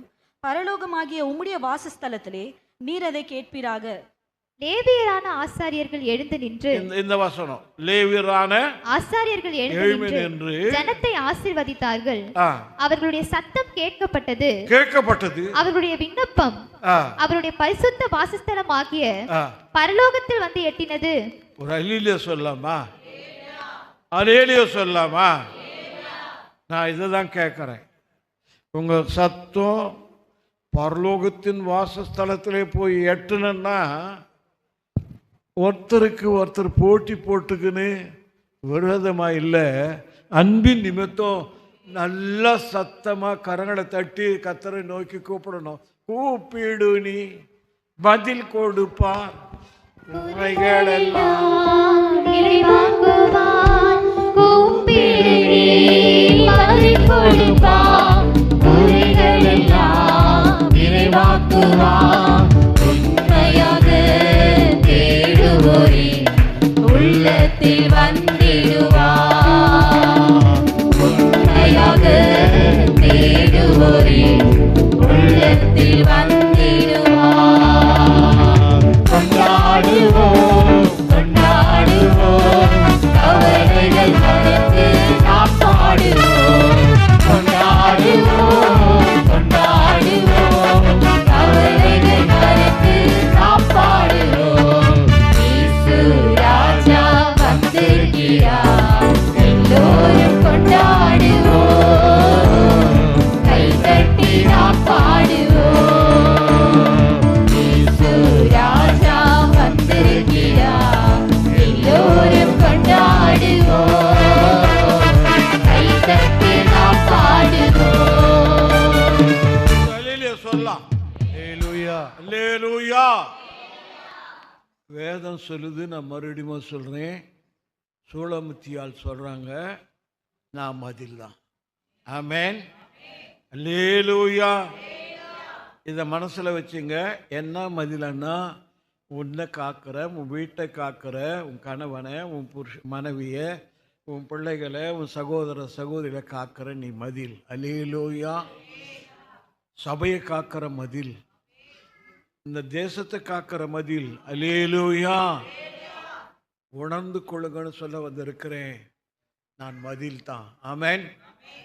அல்லேலூயா. தேவனுக்கு மகிமை உண்டாகட்டும்.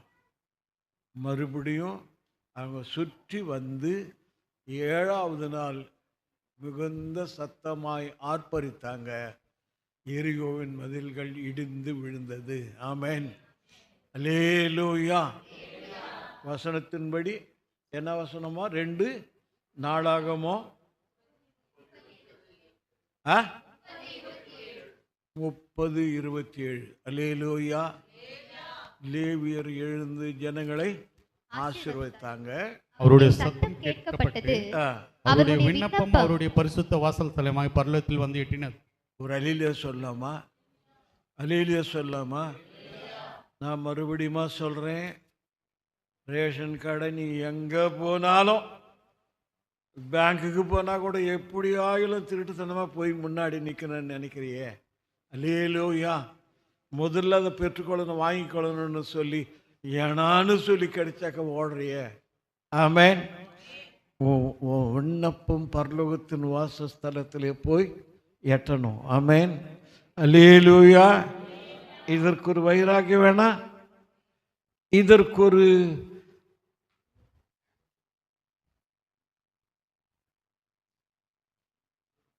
பிடிவாதம் வேணாம். அல்லேலூயா. என்ன பிடிவாதம்? என் ஜபம் இந்த இருக்கிற எல்லாரும் காட்டிலும் என் ஜபம், என் துதி, என் சோத்திரம் பரலோகத்தின் வாசஸ்தலத்தை போய் எட்டணும். அல்லேலூயா. அல்லேலூயா. அவர் சொல்கிறாருங்க, பந்தய சாலையில் ஓடுறவங்களெல்லாம் ஓடுவாங்களாம், ஒருவனே பந்தயத்தை பெறுவான் என்று அறியீர்களா? அல்லேலூயா. அல்லேலூயா. அப்படி சொல்லிட்டு கீழே எழுதுறாரு, நீங்கள் பெற்றுக்கொள்ளத்தக்கதாக ஓடுங்க. அல்லேலூயா. இந்த ஜெபங்கள் பரலோகத்தின் வாசஸ்தலத்தை எட்டத்தக்கதாக ஜெபியுங்க. உங்கள் துதி ஆராதனைகள் தேவனுடைய சந்நிதியிலே போய் சேரத்தக்கதாக ஆராதிங்க. அல்லேலூயா. நான் மறுபடியும் இதில் வைராக்கியம் வேணும். எத்தனையோ காரியங்களில் வைராக்கியம் பாராட்டுறீங்க. தேவனை துதிக்கிறதுலே, ஆராதிக்கிறதுலே, ஜெபிக்கிறதுலே, உபவாசிக்கிறதுலே ஒரு வைராக்கியம் வேணும். ஆமென். அல்லேலூயா. அல்லேலூயா. புலம்பல்ல ஒரு வசனத்தை எழுதுறாரு. புலம்பல் 2ஆம் அதிகாரம் 18ஆம் வசனத்தை படிப்போம். 2ஆம் அதிகாரம் 18ஆம் வசனம். அவர்கள் இருதயம் ஆண்டவரை நோக்கி கூப்பிடுகிறது. சீயோன் குமார்த்தியின் மதிலே. எல்லாரும் கேளுங்க. 2:18 புலம்பல் 2:18 சீயோன் குமாரத்தியின் மதிலே இரவும் பகலும் நதி எவ்வளவு கண்ணீர் விடு, நதி அளவு கண்ணீர் விடு, ஓய்விராதே, உன் கண்களின் கருப்பு விழி சும்மா இருக்க வெட்டாதே. ஆமென். மறுபடியும் படிங்க. அவர்கள் இருதயம் ஆண்டவரை நோக்கி கூப்பிடுகிறது. மறுபடியும் அவர்கள் இருதயம் ஆண்டவரை நோக்கி கூப்பிடுகிறது. சீயோன் குமார்த்தின் மதிலே. என்னங்களா?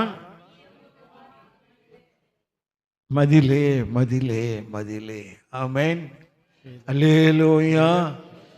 பரலோகத்தின் வாசஸ்தலத்தில் போய் எட்டத்தக்கதாக மாத்திரம் அல்ல, இது சீயோன் குமாரத்தியின் மதில். ஆமென்.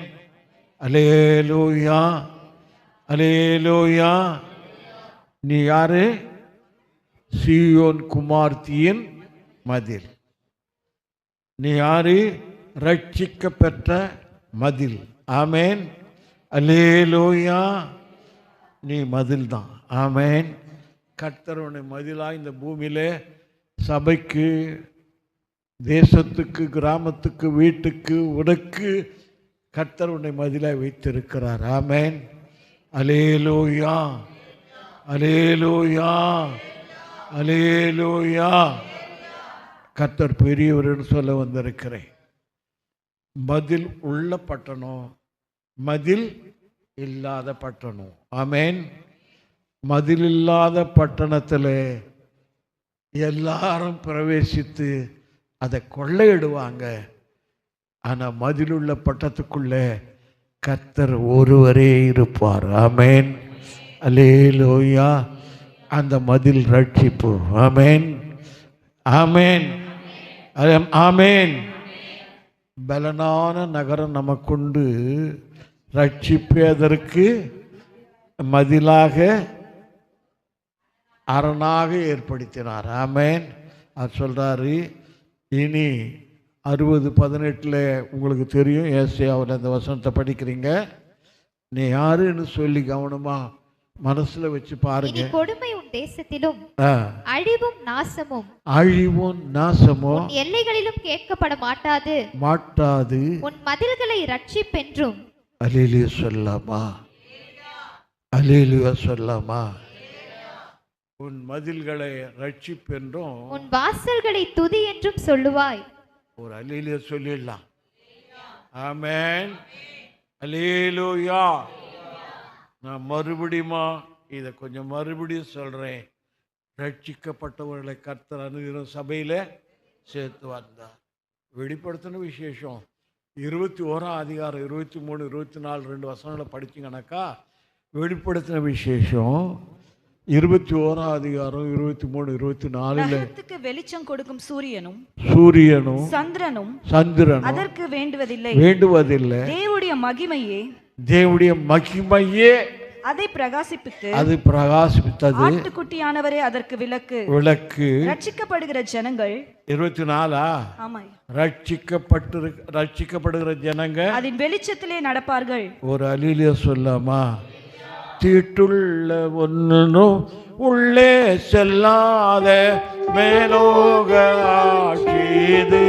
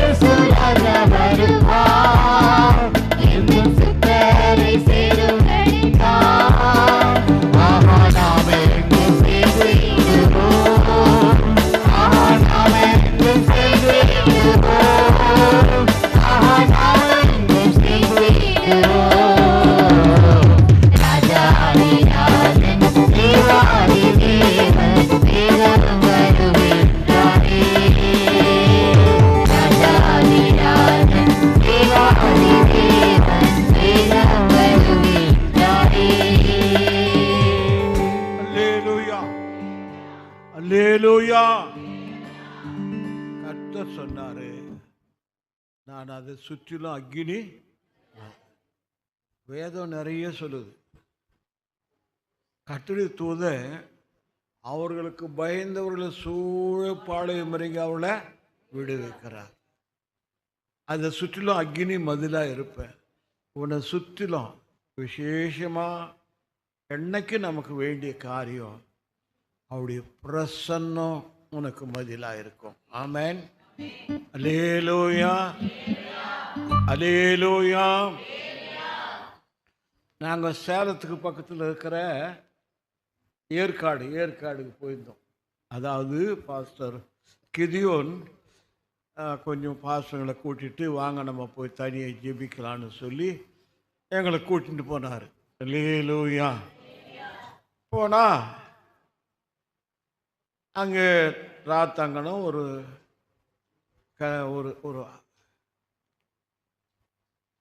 ஒரு தனியாக ரூமு தான். ரூமுனாக்கா நல்லா ஆள் இருக்கும். எங்களுக்கெல்லாம் தங்க படுக்க எல்லாத்துக்கும் வசதியாக இருந்தது. அவங்கவுங்க எவ்வளோ நேரம் எப்படி ஜெபிக்கிறீங்களோ ஜெபிங்கன்னு சொல்லி விட்டுட்டாங்க எங்களை. அல்லேலூயா. எழுந்துக்கணும். காலையில் வர்றோம். ஜஸ்டின் ஐயா திருவள்ளூரில் இருந்தார். ஜஸ்டின் யார் எல்லாருக்கும் தெரியும்? எல்லாருக்கும் தெரியும். ஒரு அல்லேலூயா சொல்லலாமா? அவங்க மகன் காலையில் என்னென்ன ஓடிடுறாரு. செல்லு எடுத்துன்னு வர்றாரு. என்ன எடுத்துன்னு வர்றாரு? செல்லு எடுத்துன்னு வர்றாரு. அதில் ஒரு காரியத்தை காட்டி ஒரு பெரிய சாமியார் இவ்வளோ தாடி வச்சுக்கின்னு அவர் பேசுகிறாரு. ஐயா இதை பாருங்கன்னாரு. காட்டினார். பார்த்தா அந்த சாமியார் சொல்கிறான், மெய்யான கிறிஸ்துவனை எந்த மந்திரமோ அவனை ஒன்றும் செய்யாது. ஒரு அல்லேலூயா சொல்லாமா? பலிக்காதுன்னு சொல்லி அவர் சொல்றார். எந்த மெய்யான கிறிஸ்துவன், ஒரு அல்லேலூயா சொல்லாமா? ரட்சிக்கப்பட்ட கிறிஸ்துவன், மனம் திரும்பின கிறிஸ்துவன். நான் மறுபடியும் ஒரு காரியத்தை சொல்லி உங்களை பலப்படுத்தணும்னு நான் விரும்புகிறேன். அந்த தாடி வச்சு இருக்கிற அவ்வளோ பெரிய சாமியார் சொல்கிறான், நான் இன்னும் கூட அதிகமாக உங்களோடு சொல்கிறேன். தொட்டண்ணான்னு ஒரு மந்திரவாதி 12 பிசாசுகளை வசியப்படுத்தி வச்சிருக்கிறானா வந்தார். நம்ம ஊருக்கு கூட தான் வந்தார். அவரு போனாவே ஜனங்கள்லாம் கடகடான்னு நடுக்குவாங்களாம். அங்கே என்ன ஒரு அந்த அம்மா பேரு எஸ்தரா, எலிசபெத் என்ற ஒரு சகோதரிக்கு விரோதமா சூனியம் பண்ணாராம். அது ஒண்ணு வாய்க்கலையாம். ஒரு அல்லேலூயா சொல்லாமா? அல்லேலூயா. அதுக்கு மேல அவரே இயேசு ஏற்றுக்கொண்டு 12 பிசாசுகளை வசியப்படுத்தி வைத்திருந்த தொட்டண்ணா பாக்கியநாதன் அவரே இயேசுவை ஏற்றுக்கொண்டிருக்கிறார். அல்லேலூயா. நான் உங்களுக்கு சொல்றேன், தேவ பிரசன்னம் உங்களுக்கு மதிலா இருக்கிறது. அல்லேலூயா. 100 தடவை சொன்னாங்க, உனக்கு எதிரே உருவாக்கப்படும் ஆயுதமோ ஒரு வழியா வந்து 7 வழியா போவாங்க. ஆமென். அல்லேலூயா. பயப்படாதுன்னு சொல்ல வந்திருக்கிறேன். ராத்திரியெல்லாம் சொன்னாங்க, உலகத்தில் இருக்கிறவனிலும் உங்களில் இருக்கிறவர். ஆமென். உங்களை தொடுகிறவன் கண்ணின் மணியை தொடுகிறான். ஆமென். அதனாலே ரட்சிப்பு எவ்வளோ பெருசுன்னு பாருங்க. ஆமென். அல்லேலூயா. அது எபிரேயர் 2:4 எழுதுறாரு பரிசுத்த ஆவியானவர். எபிரேயருக்கு அடையாளங்களினாலும் அற்புதங்களினாலும் பலவிதமான பலத்த செய்கைகளினாலும் தம்முடைய சித்தத்தின்படி பகிர்ந்து கொடுக்கிற பரிசுத்த ஆவியின் வரங்களினாலும் தேவன் தாமே சாட்சி கொடுத்ததுமாயிருக்கிற. ஒரு அல்லேலூயா சொல்லாமா? ஒரு அல்லேலூயா சொல்லாமா? தேவன் தாமே சாட்சி கொடுத்ததுமா இருக்கிற எவ்வளவு பெரிதானே ரட்சிப்பை குறித்து கவலையற்றிருப்போமேனால் தண்டனைக்கு எப்படி தப்பித்துக் கொள்வோம்? ஒரு அல்லேலூயா சொல்லாமா? ரட்சிப்பு உனக்கு மதிலாய் இருந்து உன்னை காக்கணும் சொல்ல வந்திருக்கிறேன். ஆமென். அல்லேலூயா. ரட்சிப்பு தான் அதுக்கு பதில்.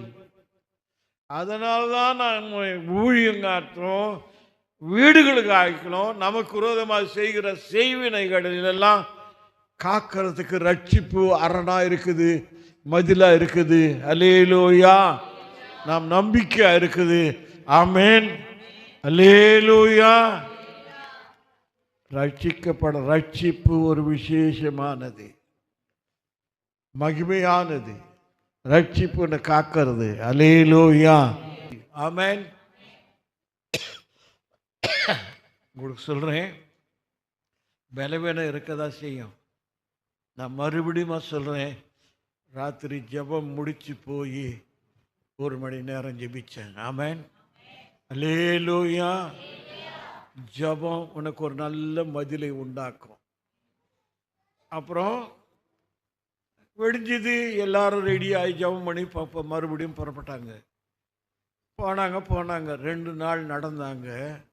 என்னாச்சுன்னா களைப்பாகி போச்சு. சாப்பிட்டு அப்படியே படுத்துக்கினாங்க ஜெபிக்காத. ஒரு அழிலியா சொல்லலாமா? கொள்ளை கூட்டம் இவங்களை தொடர்ந்து வந்து இருக்குது. அதுக்கு மேலே அந்த கொள்ளை கூட்ட தலைவன் பார்த்தானா, ஒரு இடத்துல ஒரு சின்ன ஒரு ஓட்டை இருந்ததுதான். ஓட்டை, அதாவது விரிச்சில் இருந்ததுதான். அல்லேலூயா. என்னடா, உள்ள போக முடியாது, ஒரு விரிச்சல் தான். ஆமென். அல்லேலூயா. அந்த நாளும் கடந்து காலையில் எழுந்து ஜெபிச்சு புறப்பட்டு போனாங்க. 3ஆவது நாள் நடக்க ரொம்ப கஷ்டமாய் போச்சான். ஜெபிக்காத படுத்து கொண்டாங்களா.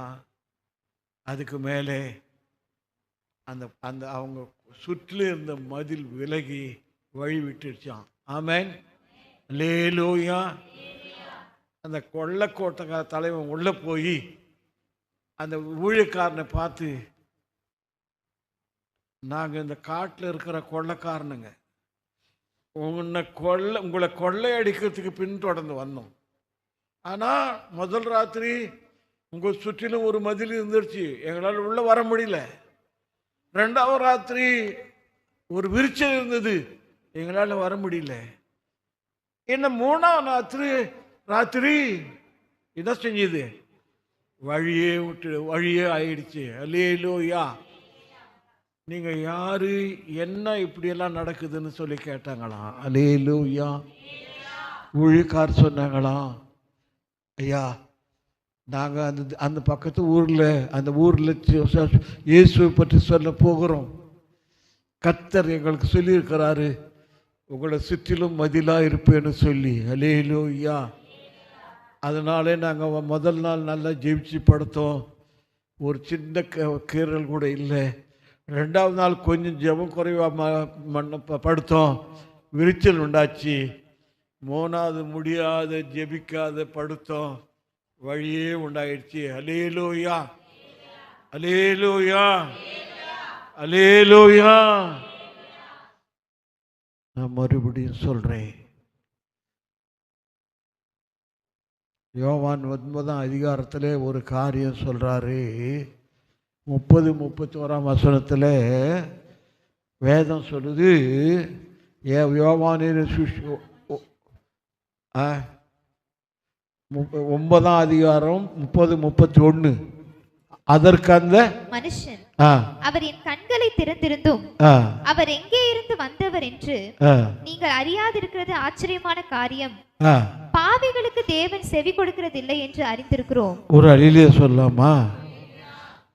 பாவிகளுக்கு தேவன் செவி கொடுக்கிறது என்று இல்லை என்று அறிந்திருக்கிறோம். ஒருவன் தேவ பக்தி உள்ளவனா இருந்து அவருக்கு சித்தமானதை செய்தால் அவனுக்கு செவி கொடுப்பார். 2 பேருக்கு கர்த்தர் ஜெபிக்காதவங்களுக்கும், அப்போ ரட்சிக்கப்பட்டவங்களை பிசாசு பிடிக்கிறது எப்படி? ரட்சிக்கப்பட்டவங்களை பிசாசு பிடிக்கிறது எப்படி? அல்லேலூயா. அல்லேலூயா. பாவியான ஸ்திரியை கையும் களவுமாய் கொண்டு வந்து அவரை நிறுத்தி உங்களுடைய பாவம் இல்லாத இருக்கிற ஒரு கையை கல்ல போடுங்கன்னு சொன்னா எல்லாரும் குத்தப்பட்டவர்களாக போனாங்க. அல்லேலூயா. இயேசு சொன்னார், ஒருவனும் உன்னை குற்றப்படுத்த கல்லெறியலையா? இல்லை ஆண்டவரே, நானும் உன்னை குற்றப்படுத்தலை, இனி பாவம் செய்யாதே. அல்லேலூயா, அல்லேலூயா. பாவிகளுக்கு தேவன் செவி கொடுக்கிறது இல்லை. ஆமென்.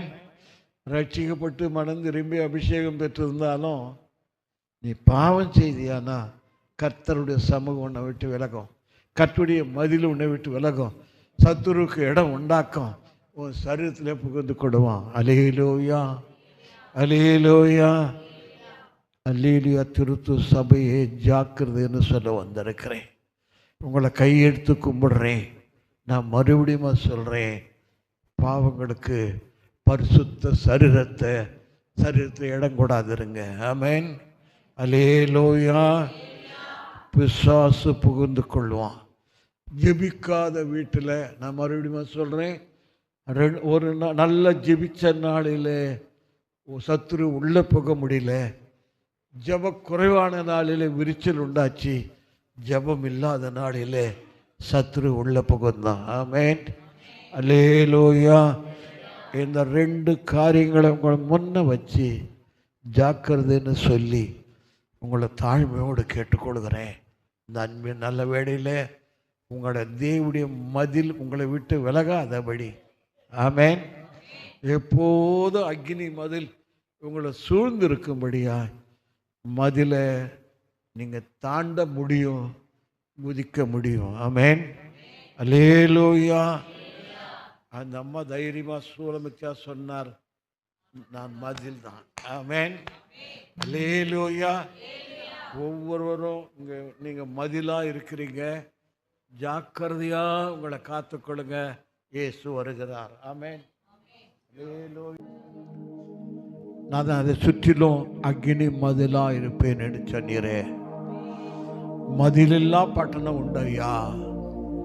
கர்த்தர் மதிலுள்ள பட்டணத்தில், அதிலும் அக்னி மதிலாய் இருக்கிற தேவன் ஒவ்வொரு சகோதரனையும் சகோதரியும், வாலிப தம்பியையும் தங்கச்சியும், ஐயா ஐயா உங்களுடைய மதிலால பிள்ளைகளை வேலி அடித்து காத்துக்கொள்ளும்.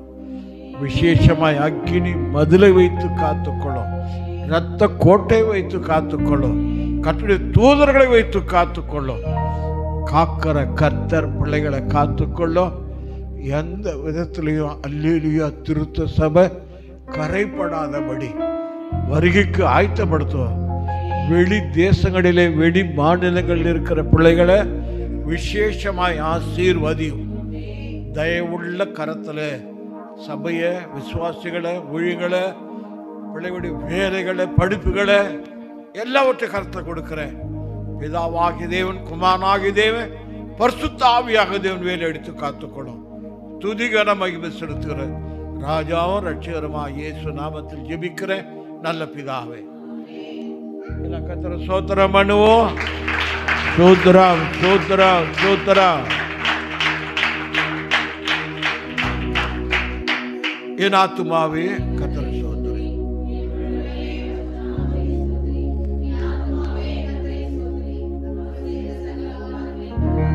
ஆமென். நம்முடைய கர்த்தராகிய கிறிஸ்து கிருபையும் அன்பு பிதாவாகிய தேவனுடைய அன்பும் பரிசுத்த ஆவியானுடைய ஆளுகையும் நடத்துதலும் ஆசீர்வாதம் நம்மோடும் சகல பரிசுத்தவான்களோடும் இயேசு இரண்டாம் வரும் மட்டுமா இருப்பதாக. அல்லேலூயா, அல்லேலூயா, அல்லேலூயா.